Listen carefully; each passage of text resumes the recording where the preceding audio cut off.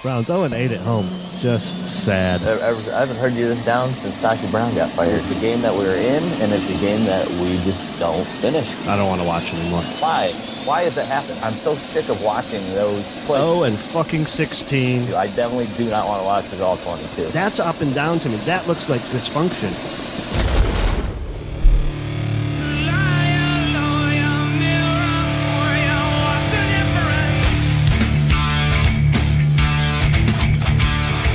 Welcome back, Survivors. Episode 54, Season 3. This is Surviving the Season, live from the Baywater Studios in Tampa, Florida. I am Adam. Greg is here. Yo, welcome back, sir. Part 2 of the Pete Smith saga. Pete Smith at _Pete Smith _, the Browns contributor at NFLSpinZone.com. And you guys probably follow him on Twitter. Pete Smith, welcome back. It's good to have finally figured out where we could fit this in. Yeah, this is it's been a while. It's been a couple weeks, so people might be expecting. The producer of Surviving the Season may have dropped the ball this week, and we listen. The quote unquote bread business it has to make its, let's call them drops and pickups at very specific times, and if it's there, you got to go.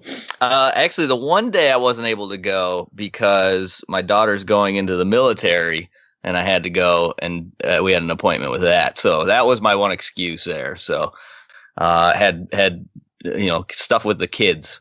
There's nothing we can do about that. But yes, the bread business getting in the way too often with this podcast.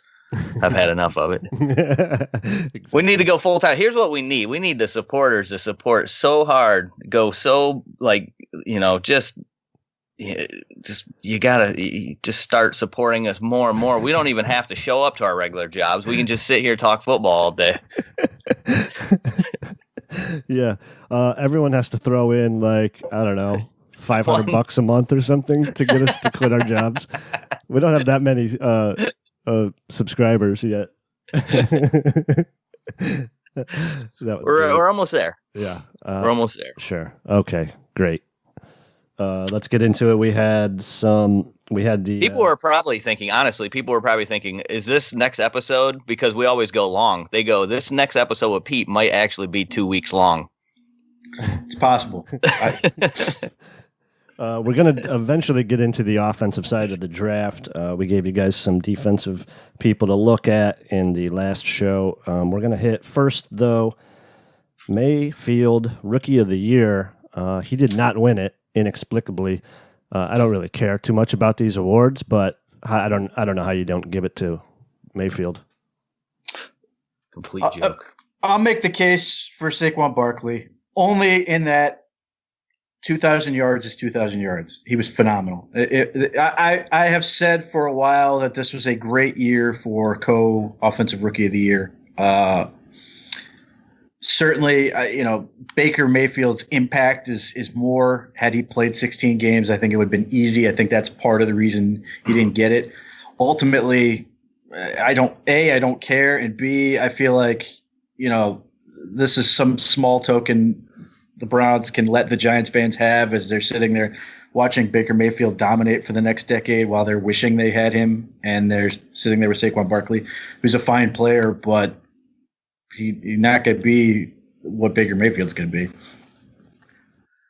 Yeah, I mean, one more chip on the old shoulder here for Baker Mayfield is sort of what I'm hoping he gets out of it. But I mean, Saquon Barkley, he had a great season too. But I mean, come on, what Baker did in Cleveland this year is unheard of. I mean, we've just the way the city is lit up after, week 3 against the Jets. And that just sort of, it started there. And then it just continued to the end of the season where we don't even want there to be a off season. Like we're ready for them to play right now. Sets the rookie touchdown record. I mean, the guy obviously is an unbelievable leader for the team. I mean, he shows up in the games. He did everything right. But he just went up also against another running back who had a historically great season as well. Or a running back who had a historically great season. But I mean, look, nobody's going to argue what has more value. quarterback or running back. It's quarterback, every single day, all day.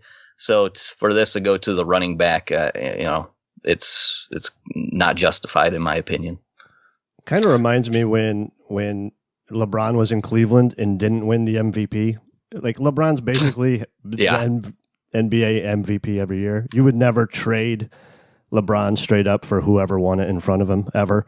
It's just sometimes they were like, we got to give it to somebody else to. Didn't Steve Nash get it twice over LeBron for like just real stupid stuff like that? Yeah. Karl Malone over Jordan. Yeah. Where they just feel bad. Well, this guy, yeah, he's so great, but we can't give it to him every year. Well, you should. I mean, he's by far the best player, so you just give it to him. I want to ask you this, Pete, because I was thinking about this the other day. Like, what if, obviously every player going into the offseason, they want to improve on stuff. What do you think Mayfield, what do you think is going to be things that he keys on in this off season to really focus on to get better at? Finding the balance where they go on road games and he doesn't have a half where he has to sort of calm himself down or whatever to find himself in the right mindset. I think consistently throughout the year, road games and particularly perceived bigger road games, he would come out and the first half tended to be a nightmare or certainly wasn't what he was capable of doing. And then like the Houston Texans, it was just a mess. He goes with an early interception. And then, not only is he, pressing to try to make up for it, he's making other mistakes to try to make up for it. Ends up with the 3 interceptions, and some of those were just trying to get essentially, 20 points out of one throw as opposed to getting in that process. And then, goes into the half, comes back out, and then is just great. That's the biggest thing I saw. And, there were a couple other games where he starts out shaky on the road, then has to find himself and get right. If he can sort of find that. And I think largely it comes down to 2 things, not feeling like he has to win the game by himself. And then understanding, especially with some of these defenses like Houston, like a team like Pittsburgh and Baltimore, is understanding that these games are going to take time to sort of sort themselves out. You're going to have enough opportunities to make it happen. When he was at Oklahoma, there was an understandable sense when they're playing like 117th ranked defense in the country that you have to go out and win, because if you don't put up 50 points, your team's going to ultimately get crushed.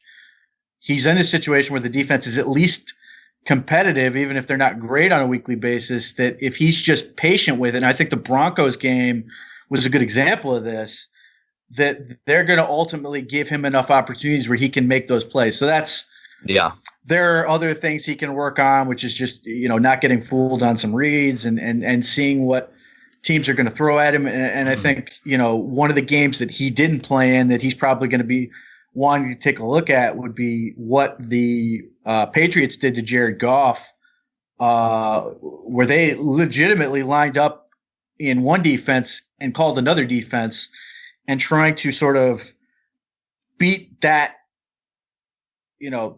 be ready for that type of situation where he's not, in a situation where now he has to learn from it. Yeah.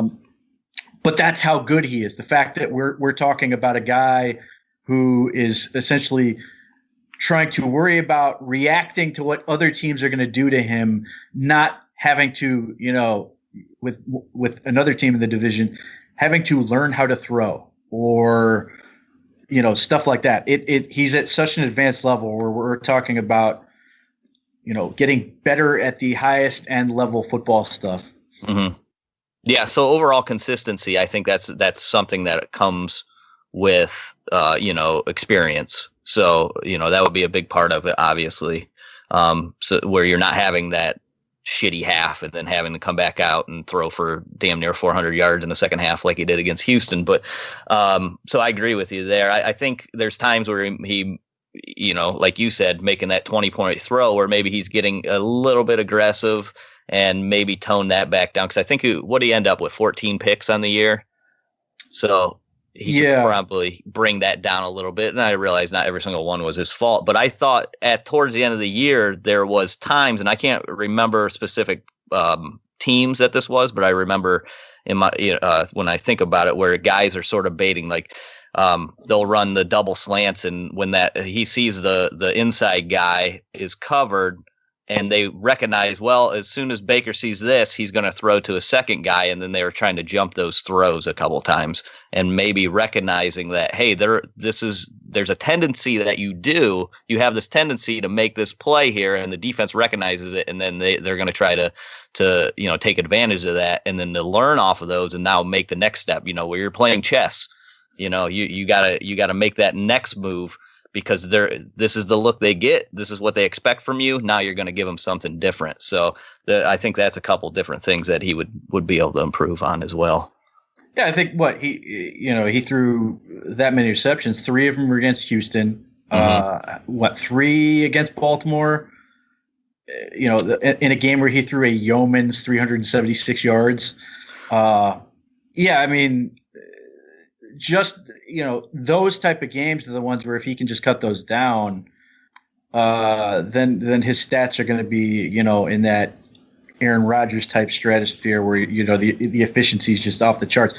But yeah, it's just avoiding those type of games where you throw the ball away. And again, even with the Ravens game, for as bad as he was in the first half, they had an opportunity to win that game in the end, which just goes to show how incredibly good he is already, and all these other rookie quarterbacks, which are actually being graded as rookie quarterbacks.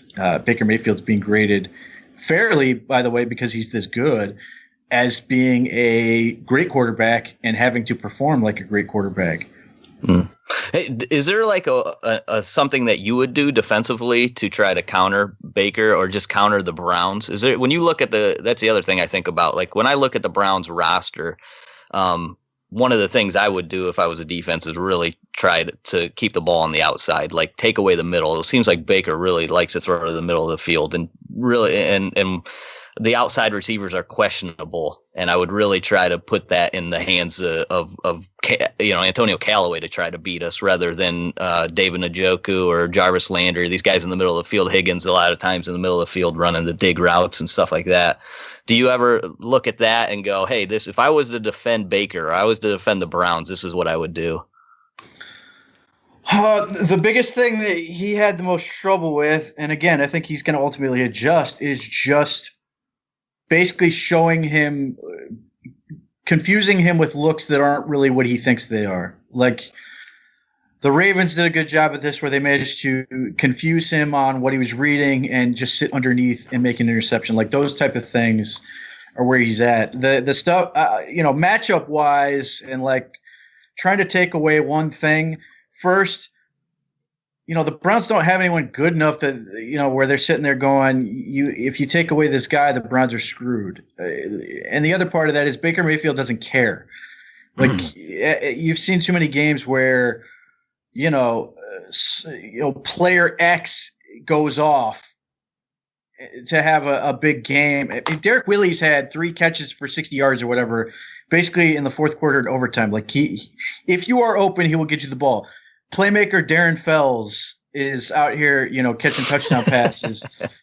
Like that's part of A, why Freddie Kitchens is a great fit for him, and B, what makes him so difficult to defend, because it's not like where he's got a guy like DeAndre Hopkins. It's not like where he's got, one guy that's going to get force fed a ton of touches, unless Hugh Jackson's coaching the team, that you can try to take away whatever, but really the only thing you can try to do is take away Baker. And to that point, it just becomes about making him uncomfortable with pass rush, and then making him uncomfortable with making him unsure of what he's seeing. Matchup wise, it just doesn't matter. Yeah.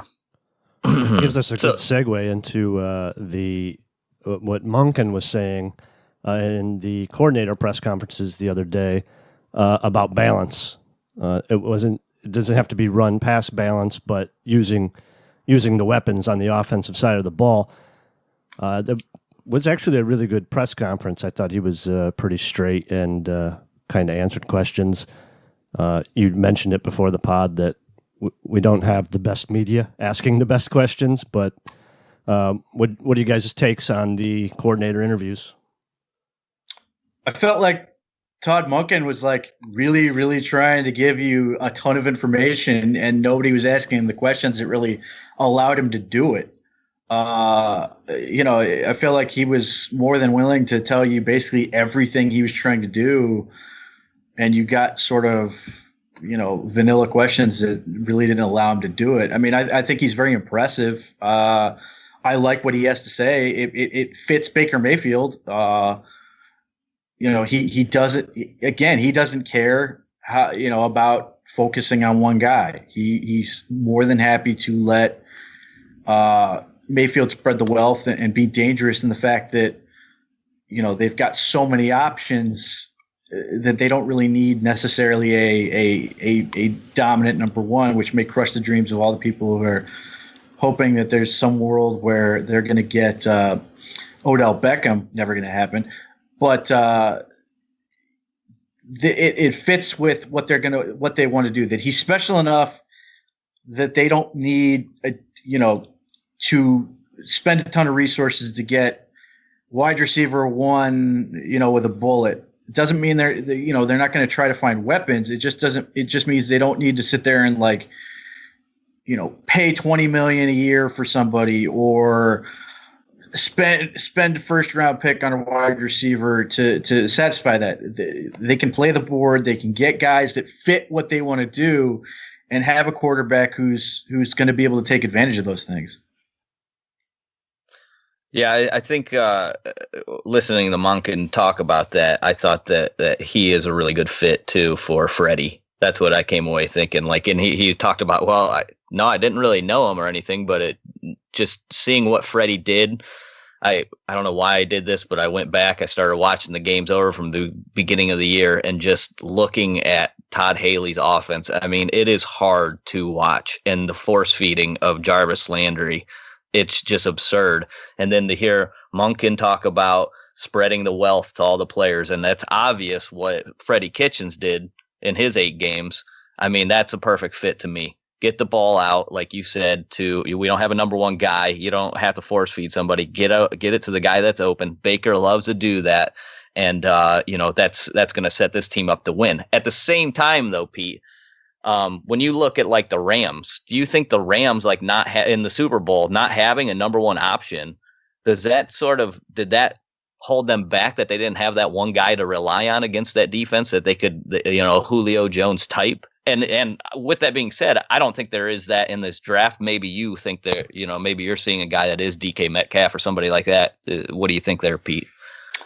First, I think the Browns would murder somebody to take the Rams' weapons.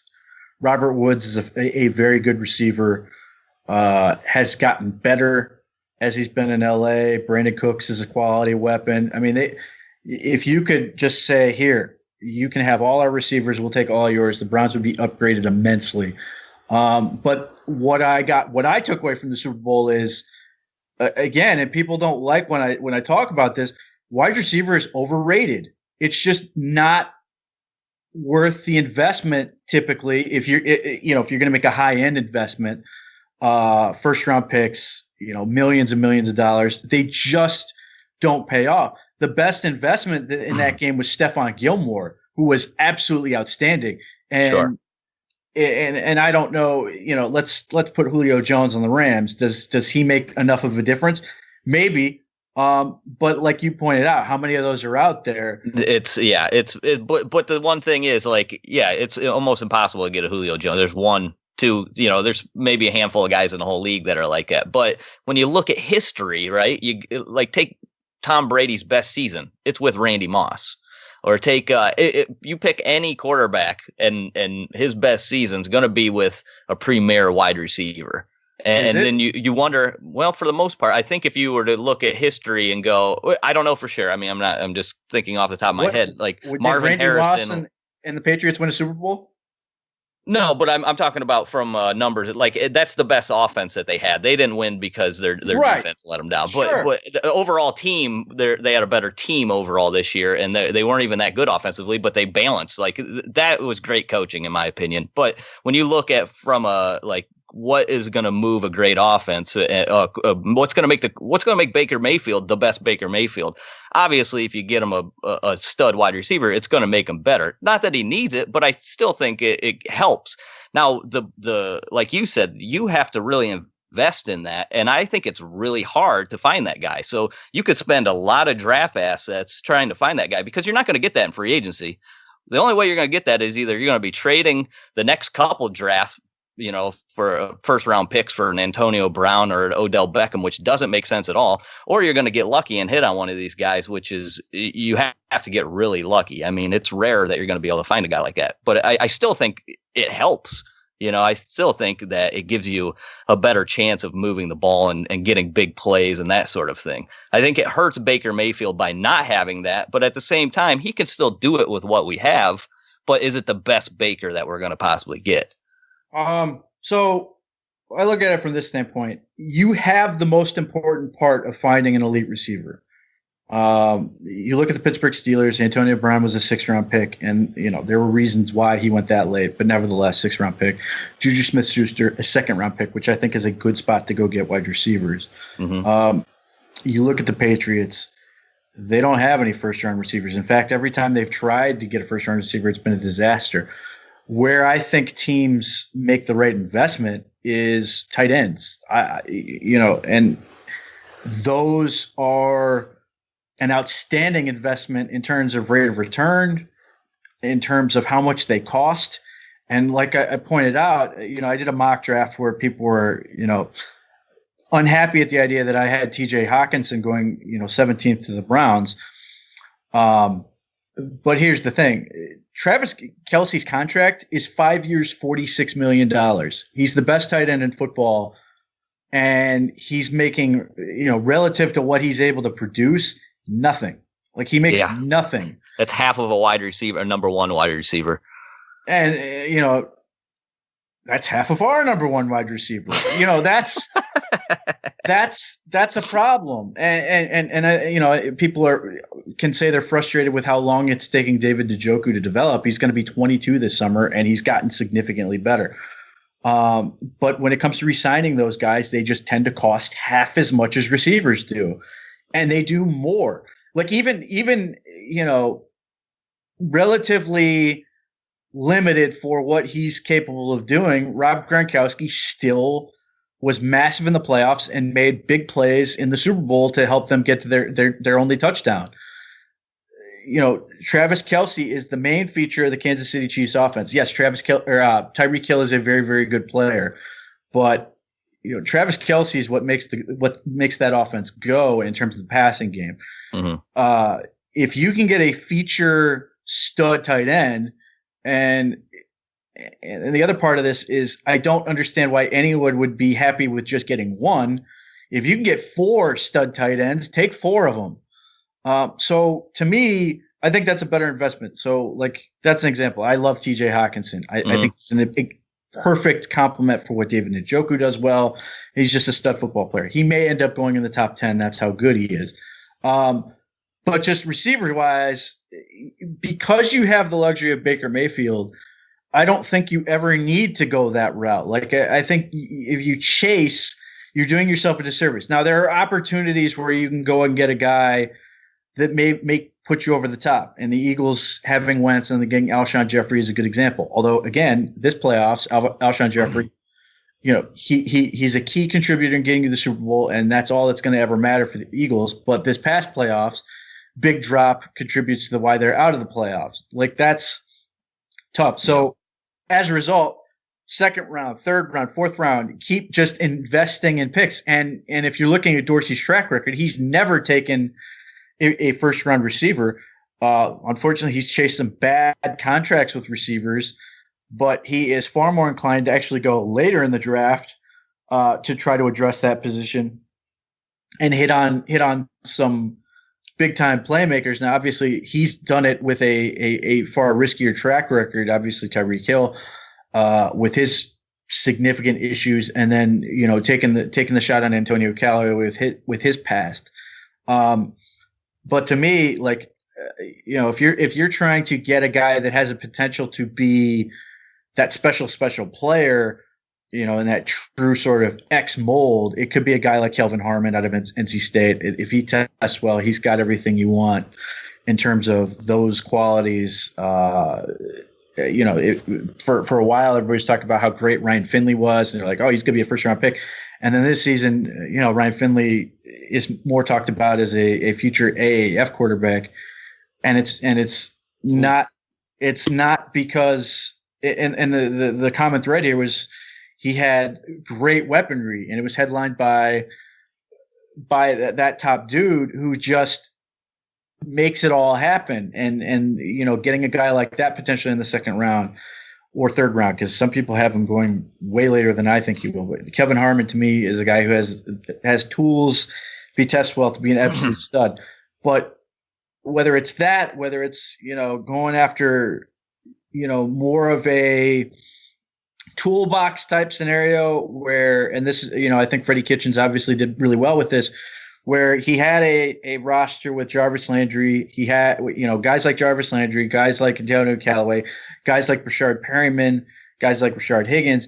And it just became a matter of fitting guys to specific situations and personnel groups. So like he would just try to fit guys to specific situations. Antonio Callaway was a guy who could make plays after the catch. He was a guy who could, stretch the field deep. Rashard Perryman was a guy who could really stretch the field. Jarvis Landry was more of an underneath guy. Rashard Higgins was just great. But he was more of, and he was that chemistry fit that with Baker Mayfield, where those two were just outstanding and they had a really good mesh point. But the fact is that, you watch the packages as the game and the season would go on. It wasn't like these are our guys, we're putting them out there. It was we feel like we have a specific setup for this week, or just particular plays or whatever, where they could find a way to manufacture opportunities, and having a quarterback as good as Baker Mayfield to take advantage, where it just became a matter of fitting your game plan. And in that sense,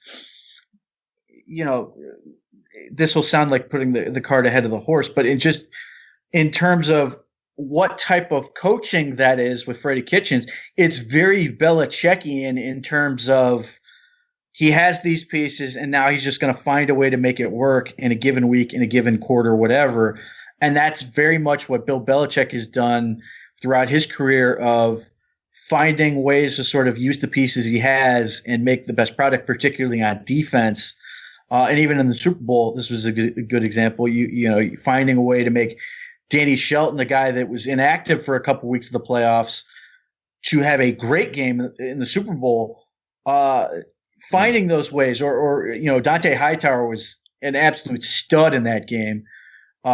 Finding ways to sort of maximize those players, and in that sense, I think that's what you're sort of seeing a little bit with Freddie Kitchens. Does more talent help? Absolutely, and it really comes down to how they want to do it, which makes this really fun process to watch. Do they feel like they want to go up and get spend a ton, and in this case, a ton to me is a second round pick, versus do they want to wait till the fourth round where guys are sitting there, or day three, where they just have specific guys they feel like are great fits with Mayfield, and understand that, if you're sitting there going, well, they need to take this, you look at what he was able to do with Antonio Callaway. And for the people who are saying, well, it takes 3 years, it took basically a couple of months for Baker Mayfield to find, ways to use Antonio Callaway, and for Antonio Callaway to go from a guy that people wanted to throw off the team because he dropped 3 balls in a preseason game to look at Antonio Callaway. He's scoring, he's leading the team in receiving touchdowns and making big plays. Like that's going to be a fun process to watch. Yeah. So if we're talking about wide receiver like that, and you look at this roster, like, what do you think you target a certain style of wide receiver? Is that important to you? Or do you just go, you know what, this is the best wide receiver available, I take him, and he might just be maybe he's a possession guy rather than a yak guy. But, what are you looking for personally? So for me, basically becomes, where do you want your size?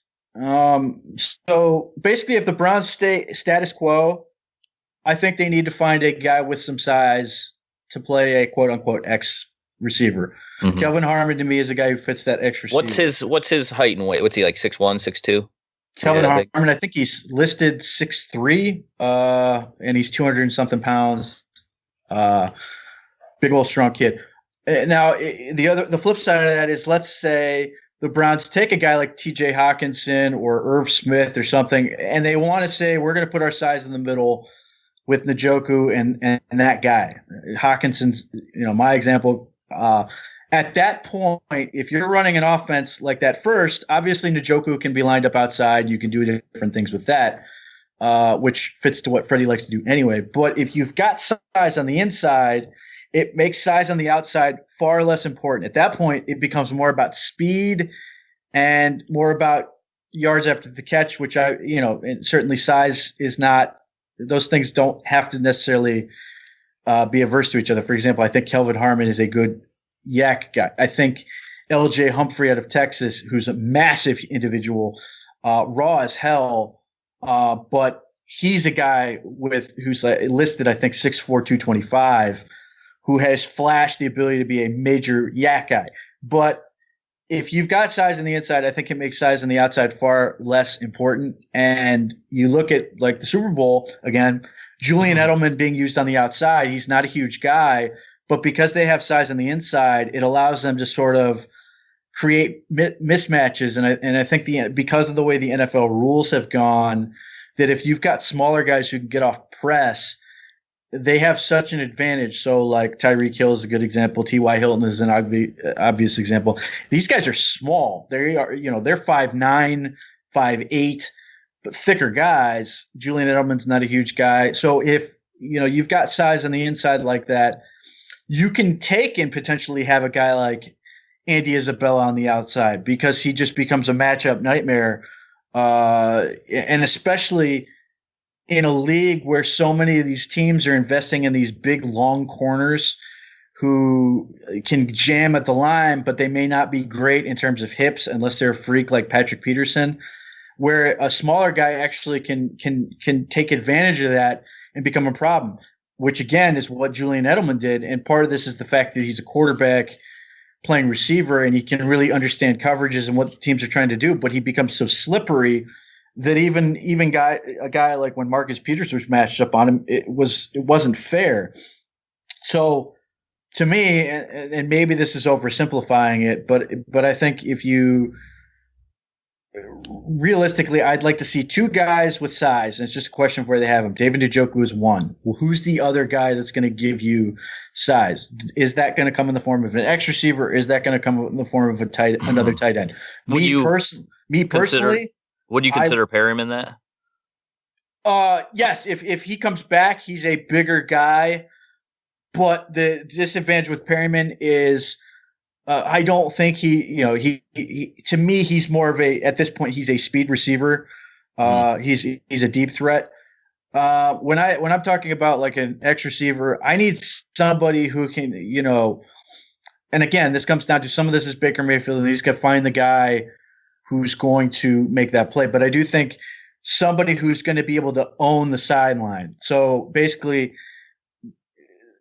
it's 3rd and 7. Who's going to own that sideline and get open and make a play? And, people will make the argument that Jarvis Landry can do that. He can't, not on the perimeter anyway. He can do it inside, but that doesn't really help me. And Rashard Higgins is a guy who flashes the ability, but I don't know if he can do it consistently enough. So that becomes a question, like a guy who owns that sideline, a guy who can consistently create space. And ideally, it's not, where you go from what you need to what you want is a guy that can own that sideline to get open and make a tough catch, like a new, DeAndre Hopkins, but then takes it to that extra level, which Hopkins can obviously do, where now he's a threat all over the place. He can also get deep. So I think Perryman, for all the things he can do, has not shown that he can really do that part of it. He can do the speed stuff. He can get over the top, but until he shows consistently that he's a guy who's going to own that sideline, get open, and move the chains as well, then you're sort of you're basically lying to yourself that yes, he has the body to do it, but he doesn't have the skill set to do it. And I think that becomes what you want. Right. I think the other question, is what does Freddie want? And that's the one that we really don't know. And he may not care, honestly. But the one thing that I thinking back to the season is how often he used 3 tight ends and how much he loved to use tight ends. And he's a former tight ends coach. That maybe he has an affinity for that, where he really feels like he has the ability to maximize that position maybe more than he does receiver, and may want to do that. But ultimately, I think for the most part, you give him talent, he's going to find a way to use it. Yeah, I mean you're talking a little bit about the Patriots there, and they did that. They won that game essentially with Gronk and Edelman as the only receivers that could do a goddamn thing, and they played 2 tight ends, quite a bit in that game themselves, and ran the ball. So and then they changed their identity, and I think that's something that the Browns can actually do. I think they'll be able to run the ball with Nick Chubb and the offensive line. But I feel like we have better. I feel like our wide receivers are in better shape than what the Super Bowl champions even were, and I still want to add to it. I still think we can do better. So you're talking about outside receivers, and I'll just look at we'll get into this draft a little bit here. Looking at the list, tell me what you think of these guys. JJ Arcega-Whiteside. I think he's very good at being a possession guy. I think in my opinion, he's a poor fit with Baker Mayfield. And that's entirely based on the idea, and you could say this logic is flawed. I think regardless of what type of receiver you get, it is imperative that you try to get as many guys that are threats after the catch as humanly possible, because Mayfield is so good and can get better in terms of accuracy and timing. And the ultimate example of this is Antonio Callaway. He catches a slant. You've seen how many times he catches a slant. He's a threat to then take it to the house. Arcega-Whiteside is a guy who's like a power forward in basketball. He will go up and get the rebound. Yeah. Is he then going to take it and go a bunch, another 5-10 yards? To me, the answer to that is no. Who he reminds me of? The Penn State. Who was that Penn State wide receiver that we had for a couple seasons? Big old white dude who was on what was his name? What was his name? I know exactly. Everybody loved him, it seemed like. But Joe Jurevicius. Joe Jurevicius, yes. Yeah. That's who he reminds. And the thing is, like, I feel like, and this is, I feel like that guy and Jurevicius is a better fit for less accurate, more power quarterbacks. Like, okay, Derek Anderson was perfect because he was such a, inconsistent. But like Arcega-Whiteside to me is a guy that fits Cam Newton and Lamar Jackson and those type of guys.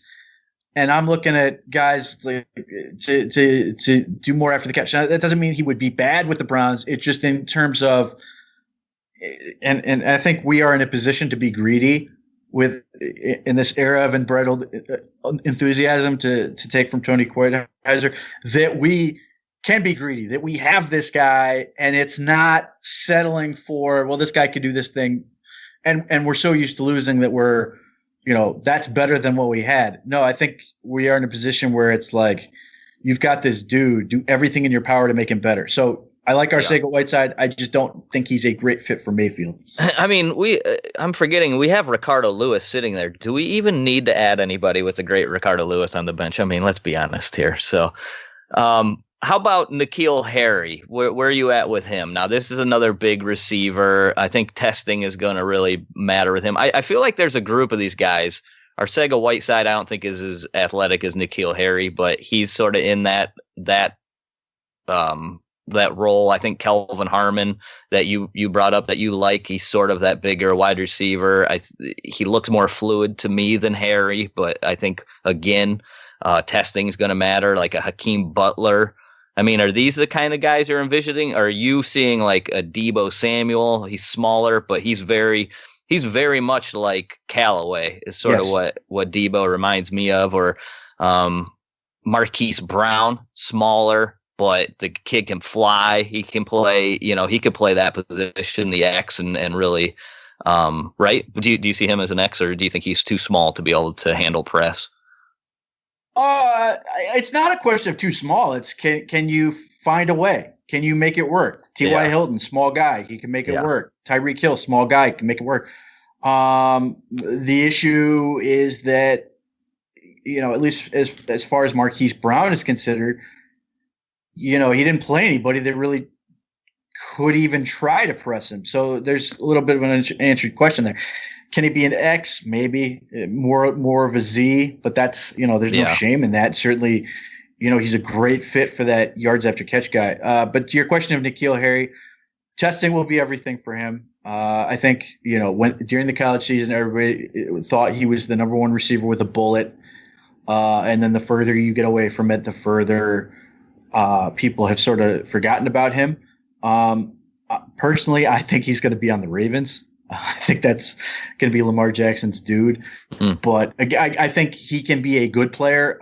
I don't know if he's going to be a great player for Mayfield. I do think he's a better fit than Arcega-Whiteside is, though. I think he offers things that make him more attractive. But I know, and I've already seen it, there are a contingent of Browns fans who are still sitting there going, we want our jump ball guy, even though David Njoku is sitting there, and every time they've gone jump ball with him, it's worked.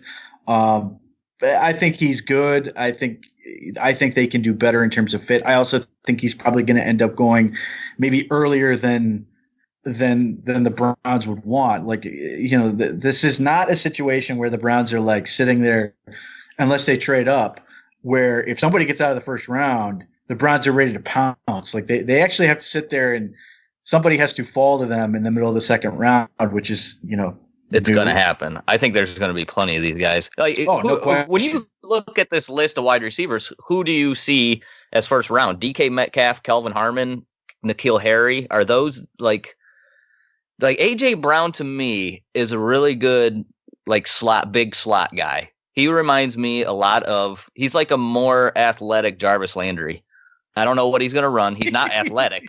He's just, he's like slightly more, you know what I mean? Like, I don't think he's fast by any means, but he catches the ball well. And I think he's a good slot guy. He's not going to go in the first round, right? Like, who's of this group, who's going in the first round? I think there's going to be a lot of these guys in the second and third round left over. Yeah, I think at most 2 wide receivers will go in the first round. And I think DK Metcalf will. I do not support the idea of that. Is that a production thing? Because just physically, he's a freak. He's a freak of nature. When I sent that to Adam the other day, and I'm like, I'm watching DK Metcalf, like, this guy's next level, like, athletic ability. But I know he's been injured, and I didn't think his production would reach the threshold. Did he not then, I assume? No, and he probably, he had a chance to make it this year if he stays healthy. But I mean, you're legitimately looking at a guy who has 1,200, career receiving yards in college over 2 seasons. His freshman but you know who his uncle is. Who's that? Eric Metcalf. So he belongs. Yeah, he belongs in.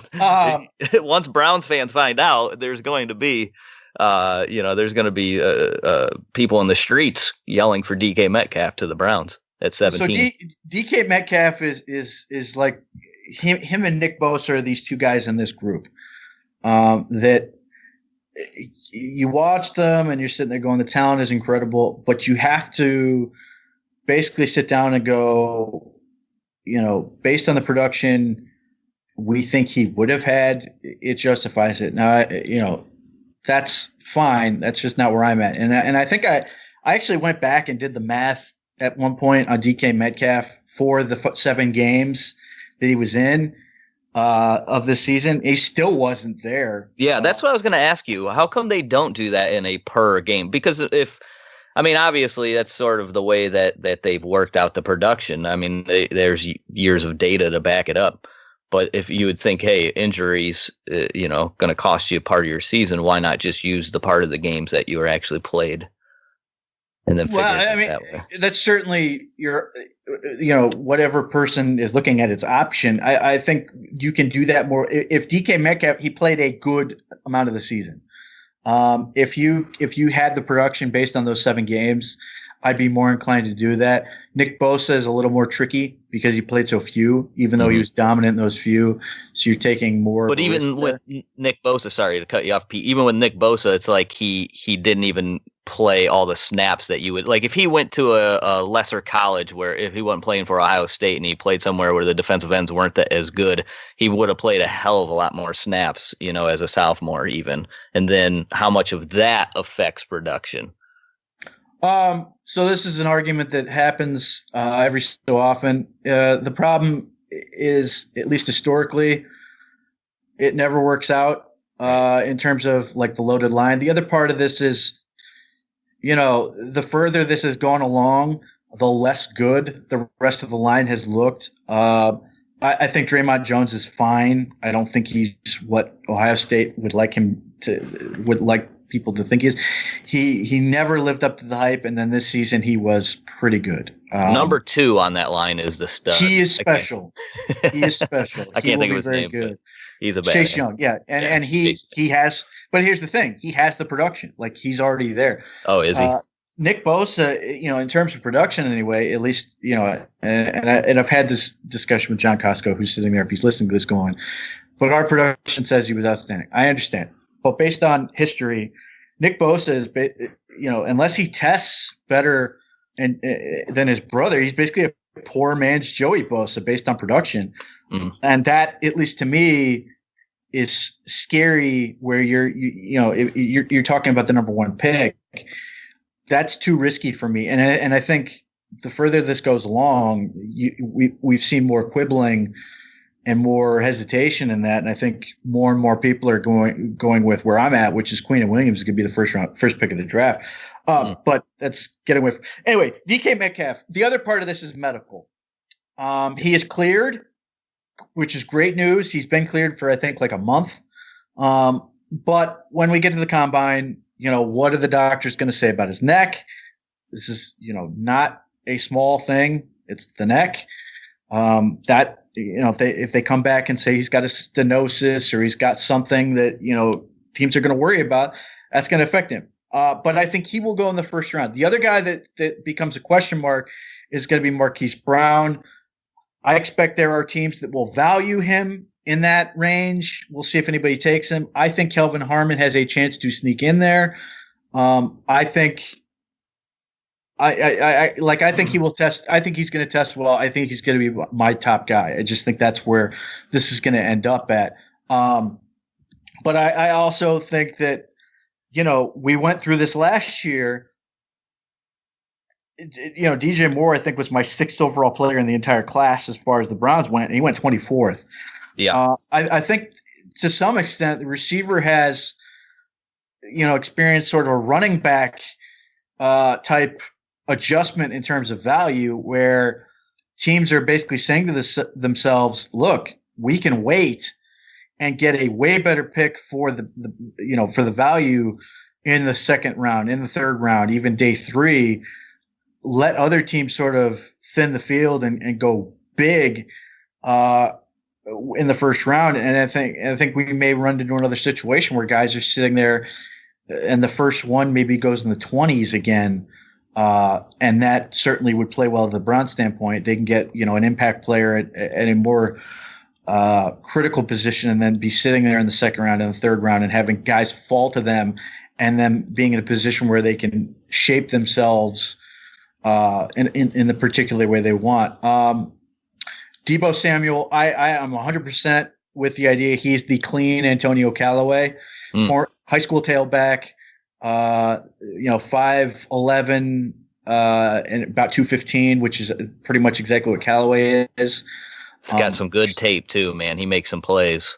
And he owns slants and go routes, which is exactly what Callaway was great at as a rookie. Do the Browns hold it against him that they say, well, we've gotten Antonio Callaway and go, we don't want another one? Or do they say to themselves, I'd like another one of these and go ahead and grab him? The questions for Deebo Samuel. His production is not elite, but it's good enough. He, Pro Bowl type area testing, I think he will do fine. His is more of a medical question. He missed a bunch of time in South Carolina. None of those injuries look like they were, career altering. They were just sort of dings and things that, tend to go away. But that's going to be the question he has to ask. He was also great in the Senior Bowl that entire week. He looked like a great playmaker. So sure. I mean, he's another guy that is ideally suited for what Baker Mayfield does well, and what that has to offer. It's just a question of, do they want another one of these, or are they more inclined to say we've got one and go in a different direction? Right. Okay. So let's keep going with a couple of these guys. Riley Ridley. He is a guy who has lacking production, but when you look at his brother, plays with Atlanta now, and he has that same size. Looks pretty fluid in his movement. Looks pretty good. I bet he tests halfway decent. Production's an issue, though, right? If he doesn't test well, he's wasting his time. His production sucks. It just sucks. And for people who want to tell me that, well, Georgia, didn't throw the ball enough or whatever, I would simply point to them to the previous season where let's look at it this way. In this past year, Jake Fromm and company threw for a total of 3,165 yards. 2017, they threw for a total of 2653. That's obviously down.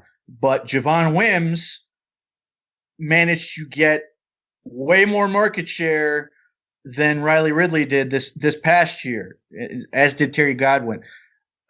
You have a really tough sell for me to say that Riley Ridley warrants the amount of hype he's getting when he didn't produce at Georgia, and you're basically trying to make the case that he's going to be an outlier, that he's going to be a great player and worthy of whatever pick you want to say because of, A, B, and C. That's fine. And I'm sure some team will probably take him. I think, if he tests really well, he could be a nice player. I don't expect he's going to be a dominant player. Calvin Ridley was way more productive. May not test as well as Riley Ridley will, but he was just a substantially better player, where Riley Ridley was more, he was supposed to be the bigger, faster, stronger version, and it just didn't pan out. I'm not with it. I don't get it. I think there are just far better, or again, for me, this comes down to not what I believe, what I can prove. I can prove that any number of receivers are better than him based on, athleticism and production. I cannot make that case for Riley Ridley. Right. And again, you're trying to make the safest bet possible. That's what we're trying to do with this stuff here. So, and it's not a safe bet if you're betting against all the production data that's there. So the Hakeem Butler, I think there's a video on YouTube that says the LeBron James of NCAA football. And maybe if LeBron was malnourished and suffering from, some kind of terrible, intestine disease, because this guy looks super skinny to me. Can't compare him to LeBron James. I don't know how somebody would dare do that, but he's a decent player. I don't love this guy. I think he's like a third round pick in my opinion, but he's got pretty good production, 60 receptions, 1,318 yards and 9 touchdowns this year. What do you see from Hakeem Butler? He crushes it on production. He's got everything you want from there. Testing, we'll see. Some people believe he's going to test really well. Some people are sitting there going, He is the receiver that will drive Browns fans nuts given their issues with drops. Oh, that's what I was going to bring up to you as well. He has quite a few drops. His hands are not great by any means. He will. He's Braylon and I've documented. He's Braylon Edwards in terms of the spectacular catch drop issue. Like he will give you a complex because he will tease you with his ability. He is the guy who can go up and catch. There's some clip out there you can easily find of him catching the ball, basically running over one guy, hopping over another guy into the end zone. Like he is the ultimate tease. And again, if you're willing to live with some of those things, his talent is unreal.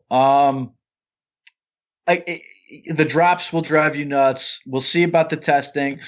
Certainly, he's a guy that you can easily fall in love with watching him. And I expect when he runs around and if he's at the combine and does all those things, you can talk yourself into him.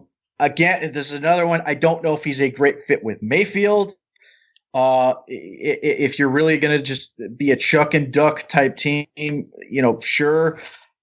Is he going to be able to deliver on a consistent basis on those, those underneath routes and those type of things? There are arguments on all sides. There are some people who will tell you Hakeem Butler is the best receiver in the draft. Right. I don't see that. And there are other people who are like you are sitting there going, I can see the spectacular plays, but there are just enough question marks for him sitting here going, do I really want to deal with it? I think with him, you sort of have to reserve judgment until we have all the information in.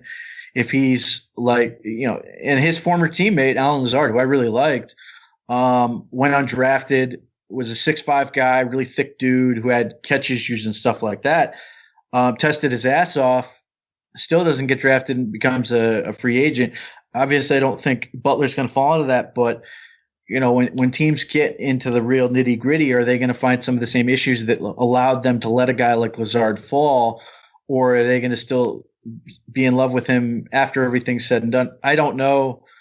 To me, he's more of a wait and see, but he may be the most polarizing receiver in the draft. I think the opinions on him are all over the place. Like you're not a big fan of him. I know Brent Sobleski.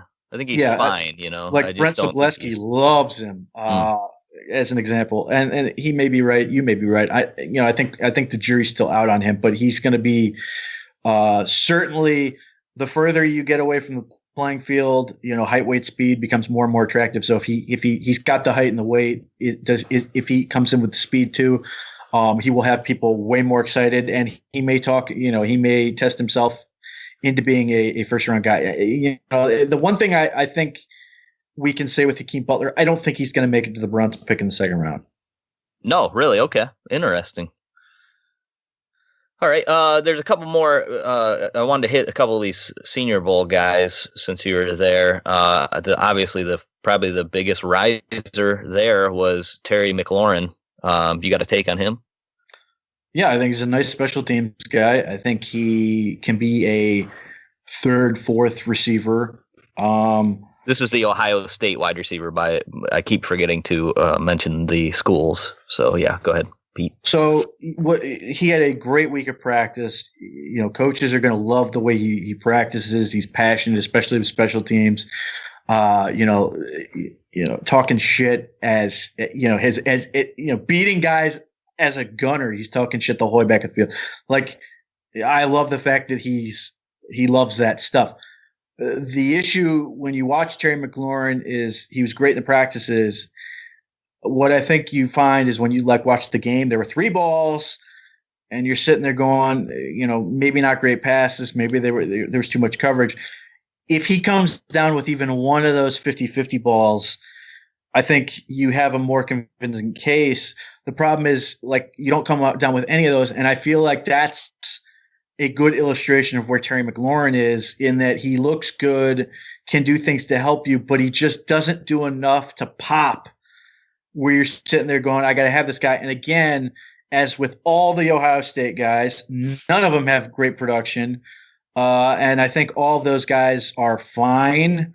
I just don't think any of those guys are great. And I fully expect Terry McLaurin is going to have a long, productive career based on his ability on special teams. And then if he adds something, specifically as it deals with the Browns, the entire roster is 3s and 4s.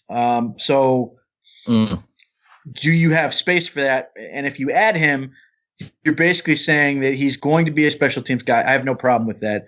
But then the question is, where do you draft that? And my guess is that other teams will value what he brings to the table before the Browns will, simply because they have a glut of these guys that are in that area. I mean, you mentioned Ricardo Lewis, and he's, I think, cleared. We talk about guys like Dudu caught 3 balls against the Ravens, who's going to be coming back after his collarbone injury. You have Rashard Higgins, who's going to hopefully get a contract. You've got Jarvis Landry. You've got hopefully Brashard Perryman coming back. You've got Antonio Callaway. You've got all these guys, and none of them scream to you, "I'm the man." Right.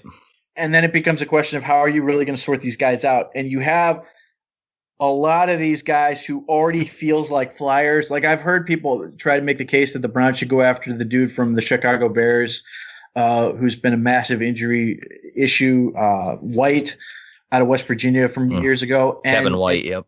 Yeah, and I understand where they're coming from, but as opposed to last year where they had a lot of space to do this, I think the Browns are getting to a point where they're like too good, dare I say, to have space to keep taking these guys.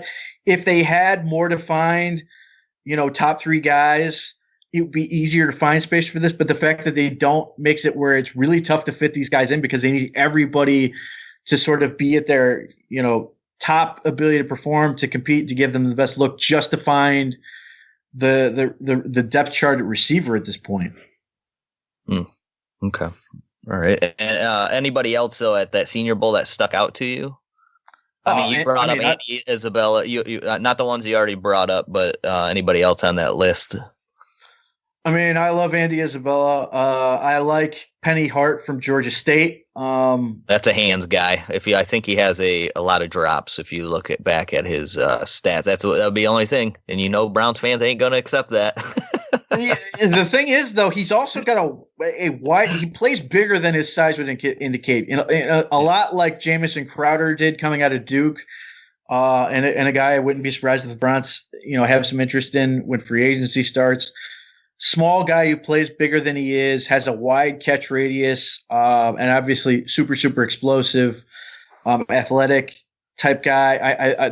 This draft has a unique amount of guys that are like in that category with Andy Isabella and Penny Hart and Olamide Zaccheaus, and maybe a guy like Dortch. I don't know if he's going to be as thick as those other guys, but super small guys. Zaccheaus is Virginia, right? Yeah, Zaccheaus right? From Virginia, and former Dortch tailback.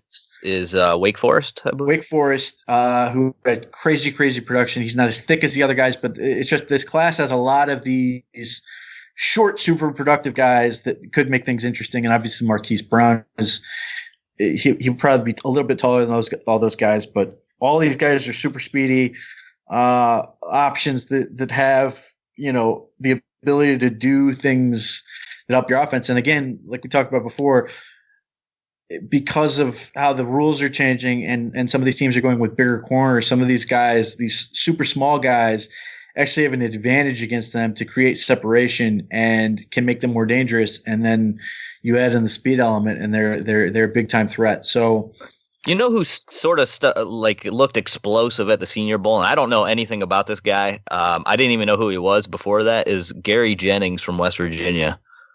He looked like he had a second gear to him, but I don't know how he played overall. Like, did you see anything out of Gary Jennings that looks like he could do something in the league? I thought he had a great week. It felt like West Virginia had 20 guys there. I thought he was the best of them. I thought he was better than David Sills V. I thought he was better than Will Greer. They had a couple other guys. I thought he was the best of that group. He has a body you're going to like in terms of his muscle build and how tall he is. And, his tape is okay. I think it leaves you wanting a little bit. I thought he had a better week at the Senior Bowl than maybe his tape would suggest. But as far as that late day 3 type guy, if you want one of those height weight speed guys with muscle that can, that might add something, then he's another guy. But again, like we talked about, a lot of these guys, it's just going to be tough to find space for them unless you're basically drafting them with the specific intent of hoping they make it to your practice squad. Right. Okay, let's. I think we thoroughly covered the wide receiver group there, and once the testing comes back, I'm sure we're going to have a few other names pop in, some other ones that we can just automatically toss out, makes the things easier. Quarterbacks, do we need to add them? Do we need to do any quarterbacks? Pete, any quarterback that you want to take a flyer on in this goddamn draft? It doesn't matter. The only guy that would be of interest to me, and again, it's like when John Dorsey did this with Kevin Hogan, would be taking a guy you expect not to make your team, and then trying to get into the practice squad. And for that, I think Gardner Minshew from Washington State is at least interesting. But no, I mean, Baker's the show. I mean, all right, down. That's it. Fair enough. So let's go to this running back class. I'm not too blown away with. There's a couple of guys here that are home run hitters. Darrell Henderson kind of sticks out to me as a guy that can hit the home run. I don't know where he's going to go. He looks like he's going to test really well, but he doesn't look very big. I don't know what his height and weight is, but he looks small. He doesn't really look to be able to break tackles. But, man, I mean, if there's a second gear, that's one of the kids I like. Anybody on this running back list, Pete? Where's Darrell out of? Memphis. So we can all. Their absolute powerhouse running game that they had this past year.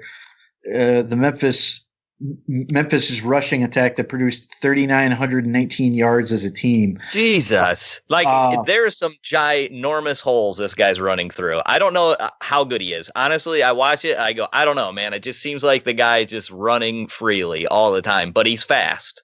I don't know how he's going to be at trying to, get through the tackles. I have no idea. He just shows up and you go, whoa, this guy's got some wheels. I guess we'll see. Yeah, I thought Memphis's offensive line should have gotten a token invitation to the Heisman ceremony. You get 3,919 yards, 6.37 per carry, and 280 per game. Darrell Henderson had 1,909 yards. Holy cow, he averaged 9 yards a carry and 22 touchdowns. It's the first I looked at his stats. Holy shit! There's still 2,000 more yards to account for there. That's insane to me. Running back class overall. Miles Sanders from Penn State is interesting. He was very productive.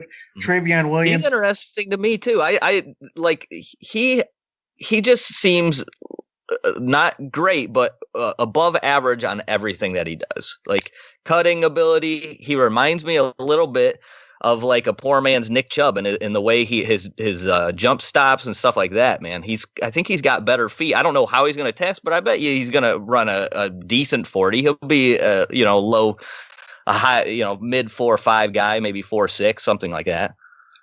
Maybe testing will suddenly wake people up to him, but Travion Williams is very, very good at Texas A&M.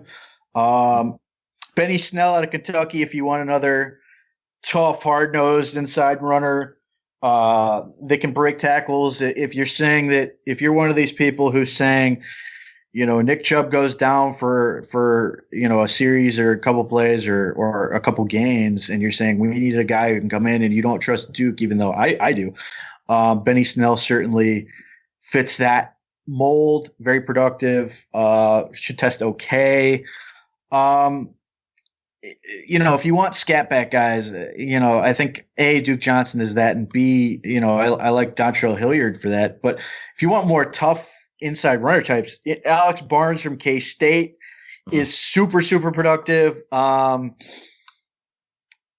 Let's see who else we got. I think there's one other one I'm missing. What if now Bryce Love tore his ACL? What if he's there in the 6th round, Pete? Do you take a flyer on Bryce Love? No, I wouldn't. I don't. I've always found first his main attraction is speed. Second, he's tiny. And it's not to say tiny backs can't do it. He's just very, very small. He's Dion Lewis to me. That's what it reminds me of. And then, he's been around for a long time, and I don't know, he may, I just don't see a way that he becomes a guy that really sticks. You're basically saying if you take Bryce Love, just don't even mess with it. Just put him on injured reserve and move on for a year and see what you get out of him.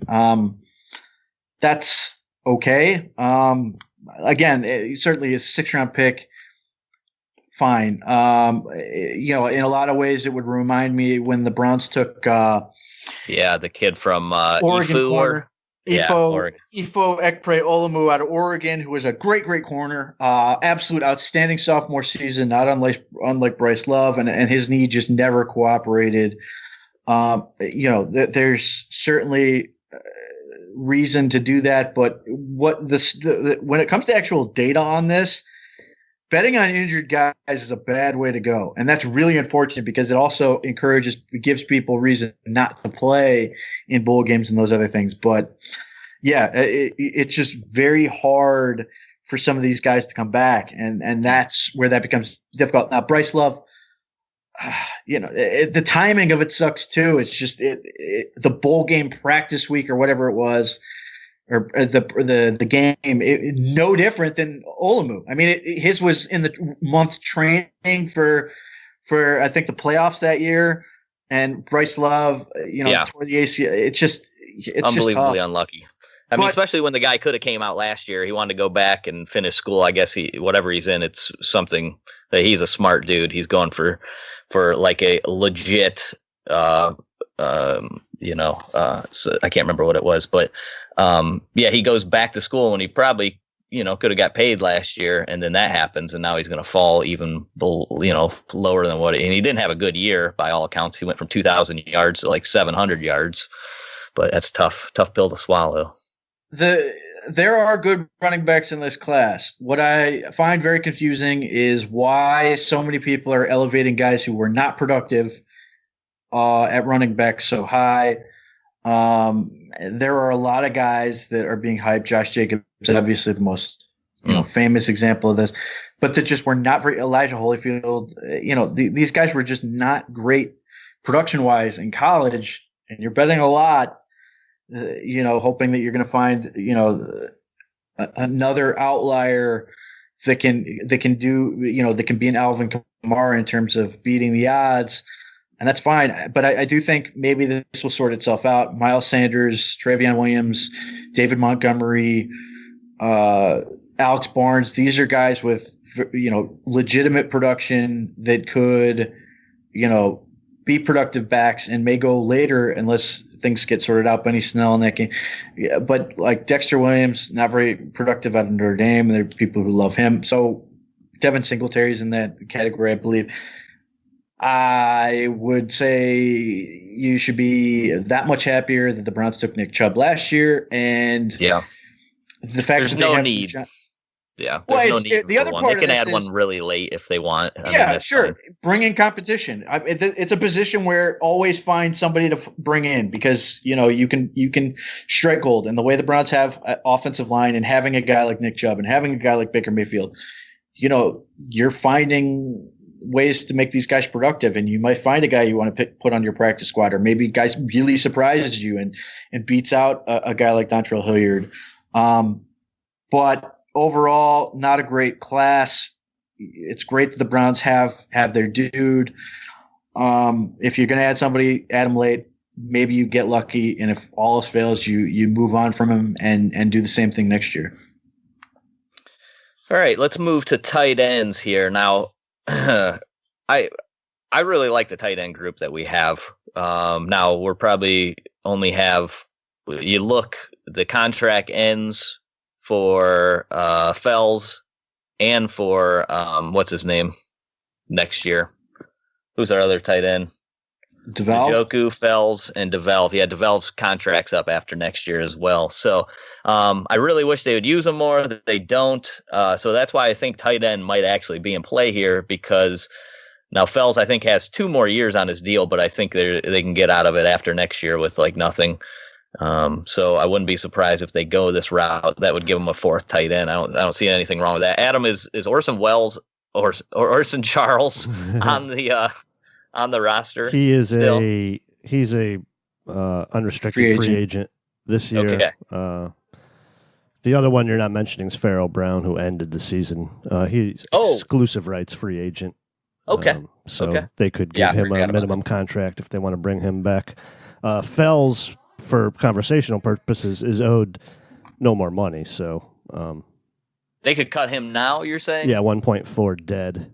I really like him. I thought he did a good job this year with them. Yeah, he'd be $2.65 million cash if you keep him this year. I think that's a fair deal. Yeah, absolutely. Okay, so like the all-around tight ends, there's these different tight ends. You know, you got your athletic pass-catching tight ends, and then you have just your blocking tight ends. But Pete, you brought up the guy already. T.J. Hockenson, I think, should be the top guy. He does it all. He blocks. You got to. Can you believe you look back at this season and where George Kittle came from out of this Iowa school? They're producing tight end after tight end, but Kittle goes from a guy who almost had what was his production, Pete? Do you remember what George Kittle? Did he meet the production standards in Iowa? Do you recall? He did meet that. Okay. The problem was the overall passing yardage for that entire team. I'm looking at it. 1,991 total pass yards for Iowa that year. He had 314 of them. Okay. Like everybody's going, well, he only had 314. Yeah, they only threw for 2,000. They had garbage. But that, yeah, he had more than enough production, and tight end can be a little fickle with that because there's so many guys that played basketball that had played no college football have been great. But yeah, 15.7% market share, which is excellent. He was more than enough. If you're asking why is Iowa good at this, they have some of the best offensive line coaching in the country, and they treat their tight ends like offensive linemen, at least some of them. Yeah, and the reason why I brought up Kittle is because you remember Kittle's tape of how good he was at blocking. Like, people are like, well, he doesn't catch the ball, but he blocks. He's a really aggressive blocker. He's not necessarily huge. And then he just absolutely blew up the combine, and somehow he went in like the 5th or 6th round. Didn't make sense. What a steal and he ends up with 1,300 yards this year. But yeah, absolutely. Comes out of they just keep. It's like a tight end factory there in Iowa. Yeah, so I did a mock draft this week that came out. I had T.J. Hockenson in the first round, which was I don't know if there's a single person that had a reaction that was like, okay, it was either I love this or I hate this. I love T.J. Hockenson. He loves to block, for starters, which if you are somebody who's sitting there going, and obviously he's gotten better at, but if you're sitting there going, David Njoku is more a receiving tight end more than he is a blocking tight end, which is probably always going to be the case. Yep, that's fair. He's getting better. He's a better blocker this year. Hockenson is a guy who gives you everything. He's an inline dude who blocks his ass off, and there are any number of clips where you can find him driving a guy onto his back or into the end zone or whatever. His form is great. His attitude to block is great. And then you add in what he adds as a pass receiving tight end. He can catch in traffic. He can extend. He can make yards after the catch. And he's 21, and he's just an absolute stud. And if he tests well, that'll seal the deal. The other part of this is, well, there's a couple things. First, Freddie Kitchens seems to love tight ends. Used any number of 3 tight end formations this year, and they were really successful. And T.J. Hockenson would make it so you could take more of those 3 tight end sets and use those same personnel to do other things. So, you can have Hawkinson and Njoku in line if you want. You could have Njoku be the wing. You can split one out, split both out, whatever. There's just any number of things you can do. You can play straight power football because you have a guy like Nick Chubb, and so many of these teams are going smaller in the linebacking core that you can try to dominate that way. But the last part of this is look at the AFC North.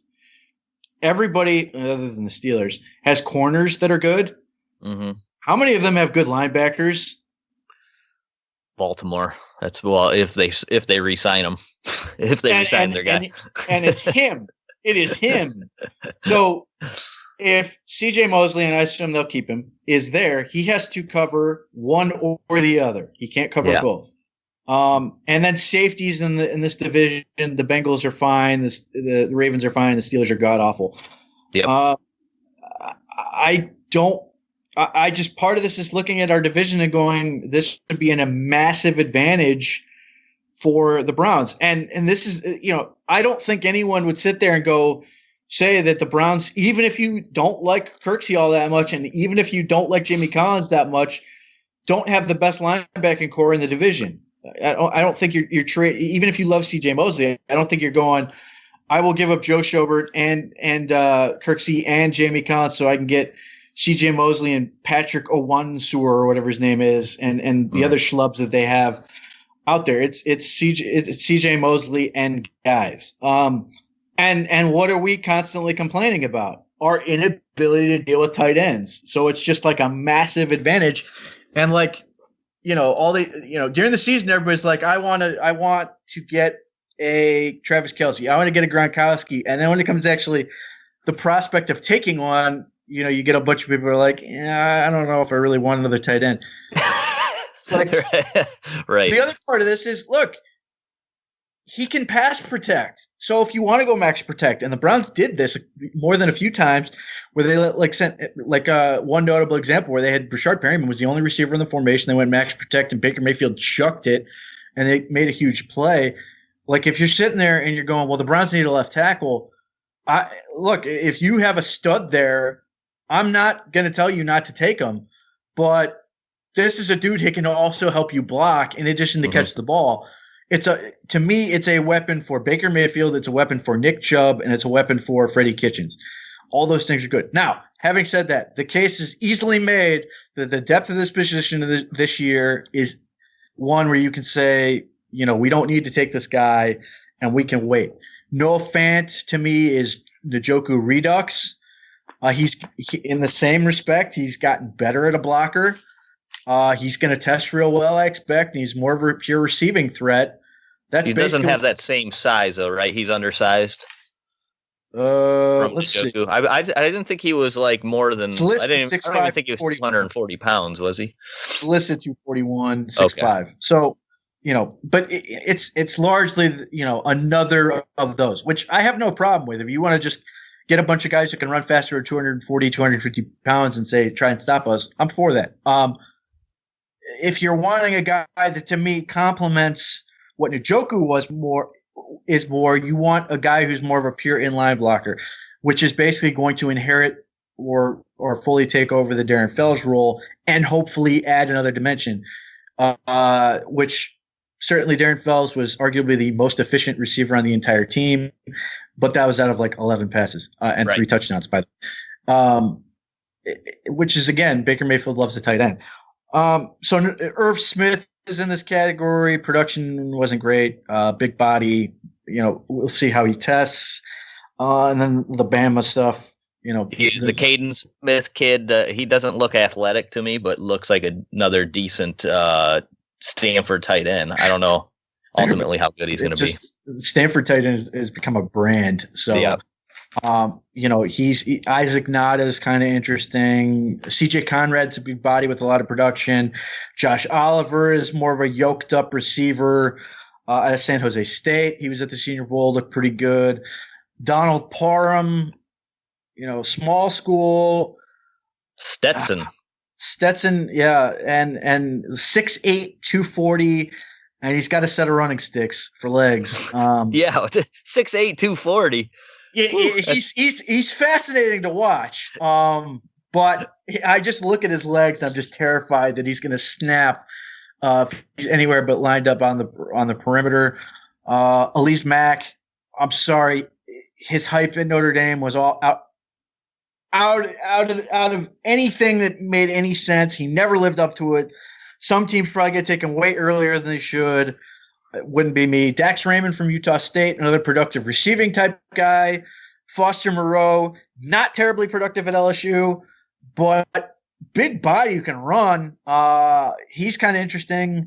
Were you with Jay Sternberger from Texas A&M? He had a pretty good season this year. I think he had 48 catches, 832 yards, and 10 touchdowns. And I haven't had a chance to watch him much, but I know he's super popular. A lot of people really, really like him. Decent size, but it looks like he could add to his body. Like he definitely looks like he could still put some weight on. But he's pretty tall. The one kid that have you watched Dawson Knox? His line is hilarious. Like he moves really well, and he's from Ole Miss. He looks super athletic, and then I was like, well, what's this guy got for production? He caught 15 passes for 284 yards. So they never threw this kid the ball. I don't know if he's going to play fullback or something, H-back instead. I don't know what they're going to end up doing with this kid, but he looks really athletic. I'm be interested to see him test. And then, Keenan Brown from Texas State. Yeah, he's a big boy. He had an outstanding season. I don't know if it's LSU or one of those. I know he transferred from a big school and ended up at Texas State, which, may raise some questions, if you're worried about, why did he leave, but but he should be a guy who tests real well. There's just an unbelievable amount. Tommy Sweeney out of Boston College is another classically trained inline blocking type. Was he at the Senior Bowl? He was. Okay. Probably won't test super, super well. But he has elite production from his junior year. He's an inline guy who knows how to block, takes pride in blocking. He's an interesting late round guy.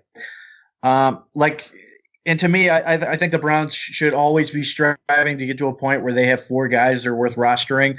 So even if they take one, I don't think that should necessarily mean they're getting rid of one.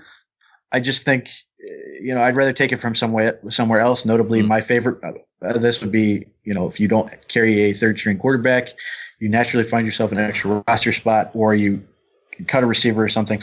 But I'd like to get to 4 tight ends. There are a lot of great options here. It's just a question of taste.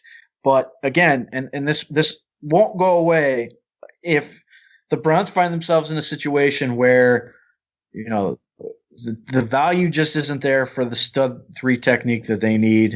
The value isn't there for a left tackle they need. The value isn't there for another premier corner or an edge rusher. An edge rusher probably has the best chance of being there in terms of that in corner. Then, I end up being back at, if he's sitting there, and I don't know, he may go earlier than that, but if you're sitting there and TJ Hockenson is staring at you in the face, I'm running the card up.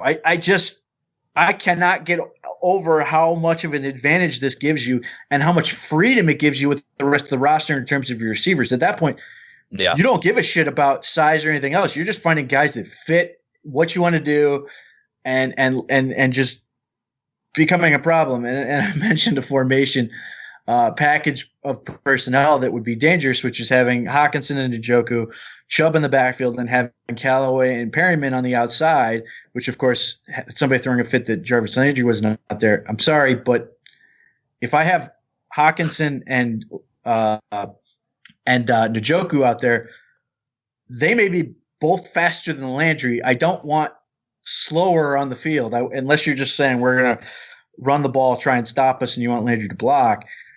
I want speed out there that can sort of attack deep down the field and attack all levels of the field, and that becomes more of a dangerous threat. Certainly you can do other things with it. But the other advantage I have with Hockenson is I think he can ultimately take let's not pretend that Jarvis Landry is going to be here after this year. I think Hockenson, as he grows into his role, can do a lot of the things Landry does for you and a lot of the things Fells does for you all in one player, and maybe faster than both at 240, 250 pounds. That to me is a huge advantage. Why would I not want to do that? So this is a great tight end class. I'd be disappointed if the Browns don't end up with one, whether it's Hockenson or somebody else. But if we get to a point where you're sitting there staring at all these guys and all the defensive ends flew off the board, all the defensive tackles you want are gone, and Jeffrey Simmons is sitting there, and John Dorsey has decided, look, man, I can't take another one of these guys who beat up women. He's never thought that. Then you may have to wrap yourself around what a guy like TJ Hockenson can do in terms of creating a massive, massive advantage for you. Is it safe to say on the offensive side of the ball, you already made your point sort of with wide receiver, you're not really looking at 17 for one. Is Hockenson I'll take him at 17, or I'm taking a defensive guy? And again, my thought process is if it's Hockenson or a stud offensive tackle, which I don't know is going to be in this draft, a stud defensive lineman, preferably tackle, but I'd have no problem taking a stud defensive end or potentially a corner. Those are the options. And if you're looking at John Dorsey's history, he's never taken a tight end that earlier. I don't know if he's opposed to it or not, but if he hasn't, his history says offensive line and tackle, defensive line, corner, and quarterback, which he's already got nailed, and then corner. So yeah, and I think that makes sense for 17. I mean, those are the premier positions. No DJ Moore for you in this draft as of today. No, not at the moment, and okay. I doubt there will be one. His production was just so ridiculously off the charts, and then he tested like an absolute freak, and I just sit there watching Cam Newton suck at getting him the ball and hoping that someday maybe the Browns will reunite him with Baker Mayfield, and they can be great together. We should at least touch on the offensive line. I don't know how much you've watched. Let's do tackles. I don't even think we need to do guard or center unless Pete wants to bring somebody up, but I think tackle's probably the most important one here for this team. Offensive, let's look at it from what John Dorsey has done and what the Packers personnel guys have done. They don't take guards and centers. If you look at their history, they take tackles and then move them to whatever spot. J.C. Tretter, Cornell, offensive tackle. Joel Bitonio, obviously, before they got here, offensive tackle at Nevada. Austin Corbett, offensive tackle at Nevada. He's going to be a center or guard. Mitch Morse, when John Dorsey was in Kansas City, was a Missouri tackle, moved into center. The history says, and not, and for the right reasons, take offensive tackles and move them to where you need them to go. And the other part, Pete, you think that is just because in college you typically take your best offensive lineman and play him at tackle, and then you can not necessarily. Once you get to the NFL. Okay. Because Quentin Nelson, was an absolute monster at guard. Could have easily been a tackle, but they just. Remember when you got to had what's his name, Mike McGlinchey not been there, he may have been at that left tackle though.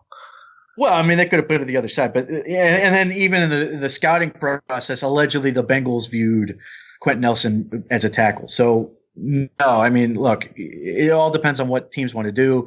I think by and large, you could say the best offensive linemen tend to be tackles, but there are certainly any number of examples where you're taking stud center, stud guard from college, and you're just saying they're saying. But this seems to be what this group does. I'm all for it. So offensive line wise, I like Andre Dillard from Washington State. I don't love him. I think he had a good week at the Senior Bowl. I think it was silly that he was marketed so much as being this outstanding pass protector, because then he goes down there and he runs into Jalen Ferguson and Jalen Ferguson's hands, and Jalen Ferguson's hands make him look silly a few times. And Montez Sweat. Correct me if I'm wrong. Did I believe Daniel Jeremiah had Dillard as his number one tackle? He might have. I think I saw that. I saw that. And that was the first I had seen him that high. And then I thought Dillard is a good pass protector. Don't get me wrong. I think he ran into sort of a buzzsaw of defensive ends. That group was outstanding. Ferguson, Sweat, Zimenez, and Carl Granderson, who is now charged with certain things that are probably going to take him off my board, unfortunately. But that's a tough group. But the thing that Andre Dillard did is he was outstanding as a run blocker all week. He was just killing people in that area, which makes me wonder, I understand Mike Leach wants to do what he wants to do in terms of the system, but you have these guys, and it's not the first time. You have these guys who are just these absolute monster road graders, and you don't use them enough. I know a lot of people love Jawan Taylor. I haven't really watched enough. My initial impression was he's okay. We'll see. The thing with offensive tackle is a lot of questions don't get answered until they actually go through testing. But in what I've seen, I really, really like the mid-round guys, particularly small school guys. I love what I've seen from Titus Howard from Alabama State, high school quarterback. Went to Alabama State as a tight end, then ultimately grew into a tackle. He's very smart, enormous body, and a nasty demeanor. He's an ass kicker. Like the first day of contact, it felt like he was as physical as anybody out there, and maybe in no small part to prove a point. Being a small school guy, but I just love the way he plays. And I love Oliudo from Elon. He's a guy in a lot of ways like Larry Ogunjobi who transformed his body. At one point at Elon, he was listed at 356, I believe. And at the Senior Bowl, he was at a really, really good looking 321. At 6'6", he looks like Greg Robinson physically in terms of just that body that scouts and stuff dream of having. Has only played on the right side, played guard some at the Shrine Game, played almost exclusively right tackle at the Senior Bowl. I really like his movement skills. I think there's a lot of polish that needs to be done there, but to me, he was the only guy who actually stopped Montez Sweat, and I mean won both reps convincingly on back-to-back reps. And Montez Sweat had a great, great week out of Mississippi State, and Oliudo at 321 was able to get out there and freaking stone him twice. I think he's a guy that you basically stash for a year or two, and then this guy could potentially start. And again, in that body type of Greg Robinson, which is enormous. Is there any Elon tape out there at all? Have you seen any? If you go to YouTube, you can probably find some if you just look up Elon. But you can't find his courtesy of Emory Hunt and the guys at Football Game Plan. You can find his drill work, his one-on-ones from the Shrine Game, at least. You can sort of get a sense of his movement skills and stuff. And you're going to see some rough reps of guard. What I would look at it as you're looking at that is A, how flexible he is, and then B, how quickly he's able to get out and move his feet. In terms of adjusting to various things, it's raw. It needs a lot of work, but just those physical skills are things I look for. Chuma Edoga, I've seen this Matt Miller tweet. I'm not doubting the veracity or anything along those lines about, he's talked to however many people that say Edoga wasn't, a hard worker, this, that, and the other at USC. I don't know. What I can tell you is he was great at the Senior Bowl, and he has the muscle, the just sheer power. He's got an enormous barrel chest that looks to me like he's a guy, and he's shorter. If you don't love him at tackle, he's a guy who can kick inside and be a very good guard. He's got great feet, but he's good in a phone booth. Like, to me, that's where that might be his best position. 6'4", 295. Pete, you always say height is most important for a tackle. What's the height threshold that you're looking for there? Ideally, you want 6'5" and over. Okay. 6'6" is where you're really happy. Okay. But yeah, when you get shorter than that, and I think he actually measured in at 6'3" and a half at the Senior Bowl. Like he's shorter. I mean, that's fine. He's a great competitor, or at least was that week. But his home may ultimately be guard. But like if you're looking for a guy that, assuming the Browns like what they hear from him, what they find when they research USC and everything. If they're looking at guys that they're saying we can turn him into a tackle into something else, he seems like the perfect guy for that. And the other guy that if he tests well, I won't be surprised if he skyrockets up boards is Caleb McGarry from Washington. He's almost 6'7". His 321 looks, or whatever it was, 320s, 321, somewhere in that neighborhood, looks unbelievable. Like he carries that weight super well. Like he's not like a fat guy at all. There's like no excess baggage. He's not like, a guy who's super thin. He just has a lot of great weight on him. And his movement skills are okay. His tape is okay. And I don't think he's going to test nearly as well as the kid did coming out of UCLA last year.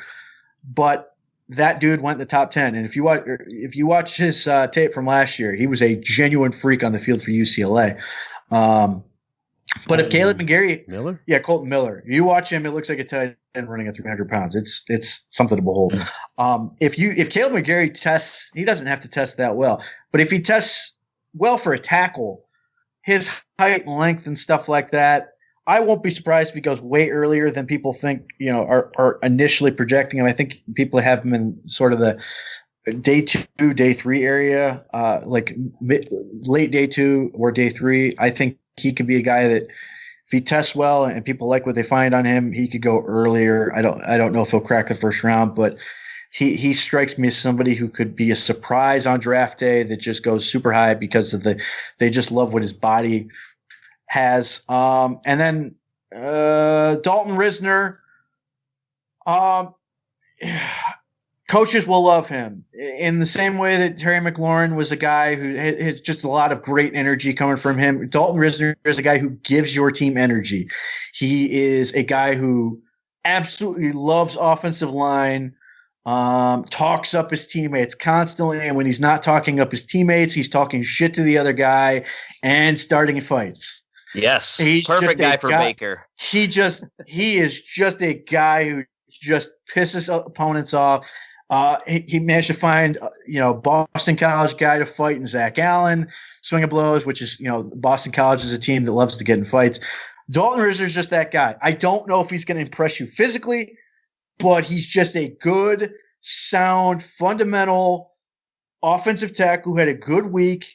And if he may measure in shorter, he may measure in later. What did he measure in, Pete? Do you have that? Because there was talk of him moving inside because of his size. I will look it up as I talk. Dalton Risner, he does have talk of moving inside. He has never played guard, which I think people don't realize.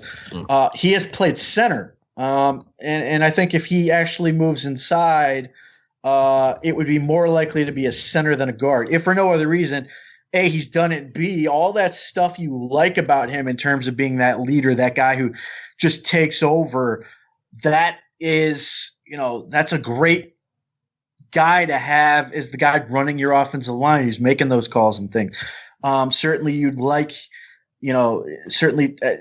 tackle has a little bit more value than center, but he's a guy where I think much like the Browns did with Corbett, he measured in 6'4" and 5'8", so he's fine from there 308. Okay. So he actually measured him well. He is a guy that, I think you take like you did with Austin Corbett, you take him, you go, look, if he can make it work at offensive, if he can make it work at offensive tackle, great. If not, we have a plan in place. I don't think the Browns ever seriously thought Austin Corbett was going to be able to hang at left tackle. They had a plan in place, and they executed as soon as he proved he couldn't. Risner may get the same treatment. And then the last guy I'll mention. Well, one thing on Risner, he's also the highest rated 2 years in a row Pro Football Focus offensive tackle, which is, if you go by those metrics, he did a good job basically saying he wasn't messing up. He was doing what he was supposed to do when asked. Yes, he is a classic K-State guy in terms of getting every ounce of talent out of their body, and that's been their mantra ever since that coach has been there, and obviously he's retiring again. But that's been his trademark, so that doesn't surprise me at all. And then the last guy I'll mention is Max Sharping from Northern Illinois, another guy that's just enormous, 6'5", almost 6'6", 320. Smart dude. I don't know if he's got the movement skills to be a tackle. Maybe better suited to be a guard. Nasty dude. But if we'll see how he tests and stuff like that. But if he can be a tackle, then he can be a tackle, and you get some added value there. But he at very least should be a very productive guard. Could be a really nice player for them in that respect. Let's take a step back here. Greg Robinson is a unrestricted free agent. Desmond Harrison didn't really work out at left tackle, but he's still learning. Maybe you could still develop him. A couple guys that ended the season on the practice squad was Kyle Kalis out of Michigan and Brad Seaton out of Villanova. And we also have the prospect that we talked about last year was moving Bitonio to left tackle and inserting Corbett at left guard.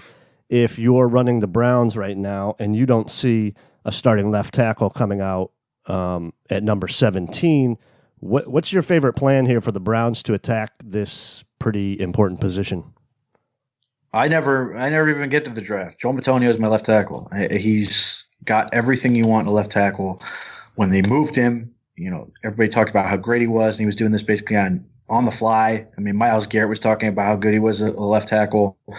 Look, there's no question that the value of guard is substantially higher for the Browns because of the quarterbacks they had with Tyrod and Baker Mayfield. Shorter guys, you have to keep their feet clean for them to operate. Drew Brees is a great example of this. Anytime he's had problems, it's teams that are able to take away that space he has to operate. Baker Mayfield, he has absolutely no problem navigating the pocket when things are going on next to him. You're going to frustrate him by, getting it, making the pocket muddy, making it more difficult for him to see, those type of things, and just his general ability to move. So everything depends on how good you feel about Corbett. Personally, I think he will be fine. You couldn't. I understand the argument that you didn't want to just throw him as a rookie because you couldn't afford to have. You could not afford to have him, that guard position even be below average. It has to be good. And Austin Corbett, with a year under his belt, I think, and the Browns have better access to this information than I do. They're going to feel confident or not. They can move Bitonio out there, and if they put Corbett in there, they feel they are going to get good guard play. If they don't, then you don't. And Bitonio stays in there. But to me, if you're trying to, this is John Dorsey's philosophy since he walked in the building, was get the best five on the field. The best five on the field to me are Bitonio, Treader, Zeitler, Robinson, hopefully a right tackle, and then it's just a question of who's that other guy, and hopefully to me it's Austin Corbett. If that's the case, he's at left guard. You have your unit, and you go from there. I don't love Chris Hubbard. I think he's fine, but he's always going to leave you sort of wanting. I mean, there's one tape where NFL Network or one of those guys was like highlighting how great his inside step was on this particular run, and it was great. And by the end of the clip, he's getting driven into the backfield. Like that's always going to be a thing. He's never going to be built to take that kind of, bull rush type guys from guys that the Browns play twice a year. Stephon Tua is a big boy. Those are Carlos Dunlap is a big boy. You've got to be able to deal with those guys. So you're living in if you're talking ideals, to me, it's Bitonio and then Greg Robinson at your tackle position. For conversational sake, let me run through Hubbard's what we're looking at right now. If he's cut before the third day of the season, which is going to be somewhere in the middle of March, it's $3.2 million dead. If he's on the roster on the third day of the year. 2019's $6.1 million is guaranteed. So I think we'll know what the Browns think of Hubbard with. They're going to keep him. They can't afford to let go of him. Well, he's just whether he's starting or not. Unless somebody's coming and offering me something, and that something has to be pretty good, I'm keeping him. God forbid, the Browns have been very lucky with injuries, offensive line wise. If somebody goes down, you don't want to go to Desmond Harrison. You want to go to a guy that has shown he can at least be functional. Chris Hubbard, he may not be what you ideally want in a starting frontline guy, but he's absolutely what you want in a swing guy, and they can afford it. So unless Steelers really had the perfect fit for him, but they're not going to pay him to stick around and be a reserve. That's why he ends up coming over here instead of sticking him in Pittsburgh. Yeah, no, I'm not saying that they are moving on. I'm just saying we'll know what they think of him. And a 6.1 backup, like you said, what happens the next year, Adam, with his contract? Nothing's guaranteed in 2020, but then you drop down to 2.4 dead. So if that is something they're looking to upgrade or move from, I mean, you're basically only paying him $6 million a year for the rest of his contract if you keep him cash. Yeah, I mean, he stays here until he becomes an issue or somebody wants to give me something for him, and it becomes a question of if you draft somebody, and even if they go with Bitonio there, draft somebody. This is a significantly better offensive tackle class than last year was. Get somebody you can develop, and that person is competing with Desmond Harrison, and the loser's gone by Desmond Harrison. That you get a good core. And part of this is, with the move to James Campen as offensive line coach, you are sitting there and looking at what he was able to do with the Packers. And, the best example obviously is David Bakhtiari, 4th round pick out of Colorado, freaky athlete. And David Bakhtiari may well end up in Canton. He's a phenomenal left tackle. You keep drafting and finding guys that are in that freaky athletic category, like Treader, who is obviously with the Packers. You keep adding those type of guys, and you let a guy like Campen take those guys and mold them, and hopefully finds more guys. That's why if they test well, I really like the Titus Howard and Oli Udoh. Those are the type of guys that I think are ideal for what this guy wants to do, or a guy like Mitch Hyatt, who I didn't mention before, who has, been part of one of the best runs in college football history. They won, 55 games in his time at Clemson. He basically started all of them. At left tackle, I think he's going to be a very good lineman somewhere, assuming his testing is right. But this is why you brought in James Campen, and it's not to try to resurrect Desmond Harrison's career. I mean, if he can, get himself right, and I just think he's always going to feel like the kid who's held back a grade and is trying to catch up, and is just never going to be where everybody else is. And I can't make it any simpler. This is that Greg Robinson is barely a year older, and I mean like by days, barely a year older than Desmond Harrison. Look at Greg Robinson's body. Look at Desmond Harrison's body. This is what you have to make up. Yeah. Right. That's really, really difficult. So there are plenty of bodies for a guy like Campen to get. Hopefully he can develop them. Even with undrafted free agents, he's had success. But you just keep finding guys and let him develop. And you hopefully, and this is, part of the reason you never give away offensive linemen as relates to Hubbard is, one of the best things you could possibly have is be the one team or one of the very, very, very few teams in the NFL that has enough offensive linemen. Everybody is working with not enough. So if you can have enough, or God forbid a surplus, that you can actually start, trading guys or letting guys walk for, getting compensatory picks and sort of rolling those guys over, that you are always in a good position to the offensive line with a guy like Baker Mayfield. It's just ideal, and they're in just such a phenomenal position from that standpoint. Yeah, that's part of the Browns' guardrails, right? The talent retention, churn the bottom of the roster. Always churn. Identify and pay early. That's right, Sashi Brown's. Yeah, that's right, principles. Sashi Brown principles right there. We are creeping up on 2 hours. Is there anything else you guys want to touch on? I think that about covers it for today. We'll be back next week for 3 more hours.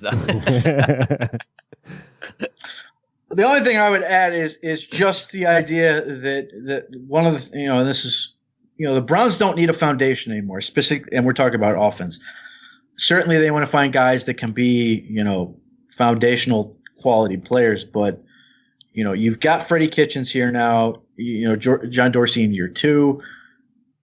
You've got your quarterback in place. You've got a lot of these pieces in place. Njoku, Joel Bitonio, Treader. Hopefully, they extend him. This is the year where you see what their vision offensively shapes, and we talked at length about what they could do, in terms of wide receivers versus tight ends and all that stuff. When this actually happens, what do they want this offense to look like? And beyond the fact that it's going to be Baker Mayfield's offense, and on some level, it's always going to be that, but now, where do we go from here? You've got Nick Chubb. You've got your running game, and with that, and this is not draft related, is you've got now an off season of Freddie Kitchens and an off season of Todd Monken, as opposed to picking this up on the fly. A lot of this off season, at least to me, should be dedicated to how do you maximize Duke Johnson? How do you take this big ball of talent and make it work, and make it so it becomes a dangerous threat the way that everybody feels like he can be. If he may not be Alvin Kamara, but I certainly feel like he can be James White type player. So that's what I'm curious at. What do they do with Duke Johnson and just furthering taking this thing into shape? What is the shape of this offense going to look like when we get to July and August?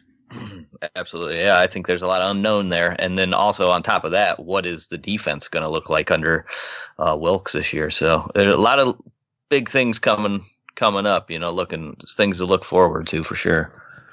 One more thing we've got to talk about, because it's all over Twitter, is the Alliance of American Football started this weekend. This is sort of like a little bit of a feeder league or a developmental league now for the NFL. It's set up perfectly by a lot of big names associated with the NFL, Phil Savage being one of them.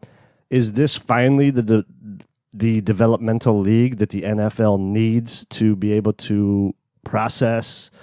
I don't know if you can call this a developmental league, though, when guys are going to leave this, they're going to go to the NFL, they're going to actually tackle the quarterback and be thrown out of the league immediately.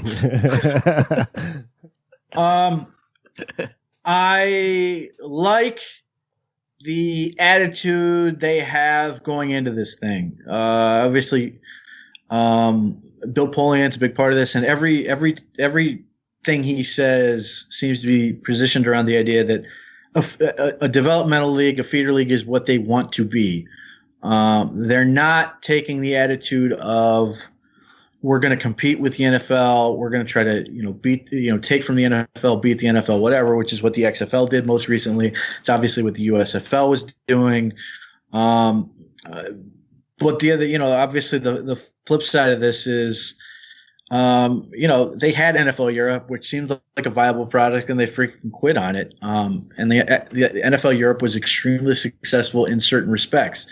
I don't know if, in terms of making money or attendance, but in terms of developing particularly quarterbacks that were able to come from there and go to the NFL and be very successful, that was huge for them. Jake Delhomme was an NFL Europe guy, and Kurt Warner was an NFL Europe guy.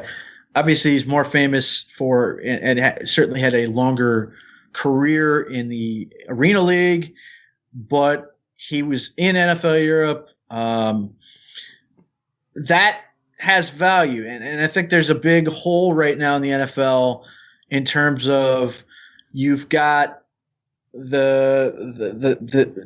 well, thankfully they found this young group of quarterbacks they've just gotten with Mahomes and Wentz and Mayfield, and they've got Goff and all these guys that could become nice players that are finally, because for a while there was nothing. It was like when Brady and Roethlisberger and all these guys were retired, there was going to be nothing. They've at least filled that hole. The problem they have is once the old guys retire, there's no real middle ground. There's no like quality journeyman. All the journeymen suck right now. Yeah. Andy Dalton is not happy about this discussion you're having. Yeah. And Ryan Tannehill. Yeah. So, I mean, and those guys aren't the worst, but Jake Delhomme went to a Super Bowl. You need guys that can at least make those teams, because if not, what's going to happen is you're going to see like what the Dolphins are currently doing. They are straight up saying we are not going to compete. And certainly, but I don't know if that might just be the thing though, Pete. You might not be able to compete in today's NFL unless you have an elite quarterback. But again, Jake Delhomme was in the Super Bowl. But I'm saying where it is now, where that game was then, and where it is now, it's different. That's what I'm saying is I think part of the reason they need a developmental league is to eliminate the need for these teams to basically say, screw it, we're not even going to try. We're going to lose. We're going to take the Sashi model, take the Browns model, and try to dig our way out from there. That there is another option, and the Carolina Panthers were a team that were able to do that. The Rams, obviously, in their case, it was basically striking oil with Kurt Warner after Trent Green goes down. But Trent Green was, one of those type of guys. He wasn't like a super, high draft pick. He was sort of a guy who sort of figured it out. But they need more guys like those, like the Rich Gannons, like that. And obviously, that's easier said than done. But this league at least gives you an avenue for that to happen. I think the things that make this at least have the chance to work, the fact that they have the shorter play clock, they have less commercials, and games are over in about like 2.5 hours, I think it was. That's important because the football, people can try to shine up the turds that those games were last night. It was football adjacent. I'm just here for the Trent Richardson. That's it. The offensive line play was a disaster. The quarterback play was a disaster. But I think because you didn't have so much lag time, like in between plays, in between the halves, in between quarters, the game was constantly going. It made it easier for you not to be tempted or change the channel because there was enough happening where you're not sitting there waiting for it, that it may not be great, but it's at least watchable enough and short enough that you can get through it and feel like, it wasn't like an ordeal to get through it. Like imagine watching, compare that to, let's watch a Big 12 game between Kansas and Iowa State. That may take 5 hours. And you may still end up with terrible football. Yeah. This at least goes quicker. So there are ways for this to work. Is it ultimately going to succeed? I don't know. But they at least have the right approach with it, other than stop putting Hines Ward on TV. Just stop doing it. That's every time Hines Ward is on, now I'm thinking this league is going to fold. And I want this league to work. What's nice about it is it's so they started right after the Super Bowl. It runs 10 weeks. It'll end right before the draft. So it gives no teams kickers. A minute to, sort of evaluate. The NFL's not stupid. I mean, there's not going to be dudes that are playing in the AAF are not going to be dudes that are drafted in the first round. There's not going to be these super athletes. The NFL is going to pluck those kids out. But there could be, hey, we need a fourth or fifth linebacker, and there's going to be a couple success stories of dudes that didn't get to play in the NFL, but now they're playing in a league that they're comfortable, like skill set, skill wise, they're average. And then maybe they're just like, oh, I got better coaching. I started to learn how to play football. Otherwise, they're working at Applebee's. And they opportunity didn't get a chance to play football. It's the opportunity. How many guys maybe could have had a decent career, just never got the opportunity to do it, and you're in and it's out. Like you get 3 years and then that's it. Now you get the opportunity, you develop a little bit.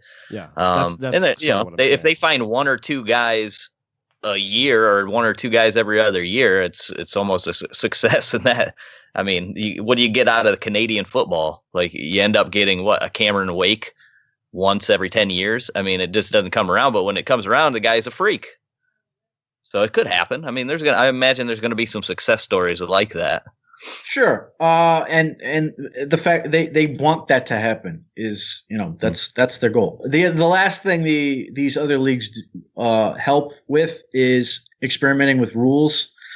In particular, and for this is particularly about special teams. They obviously didn't have kickoffs at all. I believe the XFL is going to have a tweaked kickoff. But some of those things, could be good for the NFL that, they get to see how some of these things work or don't work, and they can, look at it, see if it's viable and potentially adopt it, or see that here's a good thing to specifically avoid. That's, that's the Did you see what they're doing for onside kicks? I don't know if I like that one. It's 4th down and 10 at your 35, and you have to try to get a first down. I wonder what the percentage is. What's the percentage on a 4th and 10 that you get the first down? It's got to be way higher than what a onside kick would be. This year in the NFL, the onside kick was like 9%. I don't even know how it was that. It's set up so nobody can even run now. Yeah. It's a terrible setup in the NFL. But I don't know if 4th and 10 at the 35 is the best answer, but this is a thing the NFL has to sort out. Because if you're ultimately going to go to a world where kickoffs are dead, you can't then have a kicker specifically just bring out kickoffs for the onside kick. A, it's no surprise, and B, it becomes wonky and trying to get around the idea that, trying to take some of the threat out of it. So I don't know if 4th and 10 to 35's the right answer, but I'm at least willing to look at it. Certainly I'd rather the AAF does it than the NFL does it right now. But one of these teams is going to have to, or one of these leagues is going to have to stumble upon the right answer, and then they can move on and we can get rid of kickoffs and some of those things and make it less of a problem. Yeah, I don't think I know people sometimes are worried like, oh, you can't get rid of special teams. There's a lot of people that only get a paycheck because they're on special teams. We still have punts. You still have a field goal block. You still have a field goal unit. There's opportunities to make those roles. So let's get rid of them. Get them all out of there. Yeah, no more kickers. Less kickers, the better the game will be. But let's go to a 22-man roster and then just go from there. Perfect. The data against specifically kickoffs is pretty overwhelming, and it's probably even worse the younger you get, in terms of concussion rates and just injury rates. It's not good. It's going to go away. Some places are already doing away with it. But yeah, punts aren't going away. Field goals aren't going away. They shouldn't. There's plenty of special teams out there. I know there's people who still will tell you the kickoffs, as they was one of the most exciting plays in football. I mean, I understand, but this is something that has to get sorted out one way or the other. Right. All right, well, we probably got to take off. The game's going to be starting here soon. I got to get in front of the TV. Mike Singletary coaching again. Enjoy your underwhelming team. Hackenberg and Trent Richardson going to be on. I actually have no idea. I'm just joking. What's the gambling line on Trent Richardson giving a shit this time? How many holes will Trent Richardson miss in this first game back? Actually, is this a league that does provide you the second chance to give a shit? Because now you're making $7,000 again. Not at 30 years old being a running back. He's old, but I don't even know how old he is. He's got to be at least 30, right? The pay scale is awesome. Everyone makes the same amount of money. $70 Oh, grand really? for the first year, $80 grand for the second year, and $100 grand for the third year. Nice. Non-guaranteed contracts. Everyone gets paid the same. Doesn't matter what you play. There's no, and then the whole feeder system of what teams have rights to what dudes is pretty. It's all very interesting, and I just dug into it last night. Well, yeah, like Bill Polian was talking about, and the idea is interesting. I don't know if the NFL will go for this, but the idea that the NFL will just tell them, give them their practice squad and say, assign here are these guys, they can play, that type of thing. That's interesting. That he talked about that before the game last night, which I like from the terms of being a fan, that now there's an investment for me to watch, because I did watch NFL Europe games specifically because there were Browns practice squad players on. But if you're a practice squad player, you don't play the whole year. I mean, don't you? Yeah, you practice, but man, you don't play in those game opportunities, and then you were to get an opportunity to do that. I would probably want to do that, to be able to showcase my skills to more people, one, and then not just the Browns only at practice. Well, sure, there are two big. I mean, obviously, you don't want to risk injury, but yes, there are two big groups who are against this idea: the NFL teams and agents. Yeah, they're going to be the ones you have to convince this is good for them. Because if you do have practice squad guys and they get hurt, then obviously if they're making $70 grand versus whatever potential earnings or whatever, however they work that out, there are people that are agents in particular that are really against that idea. But that certainly, for me, from a fan enjoyment standpoint, from a getting to watch guys play football standpoint that I'm interested in, I'm all for it. Can they make it work? I don't know. Well, maybe I'd have to look this up. I'm not 100% sure, but so we used Kyle Kalis and Brad Seaton as examples earlier.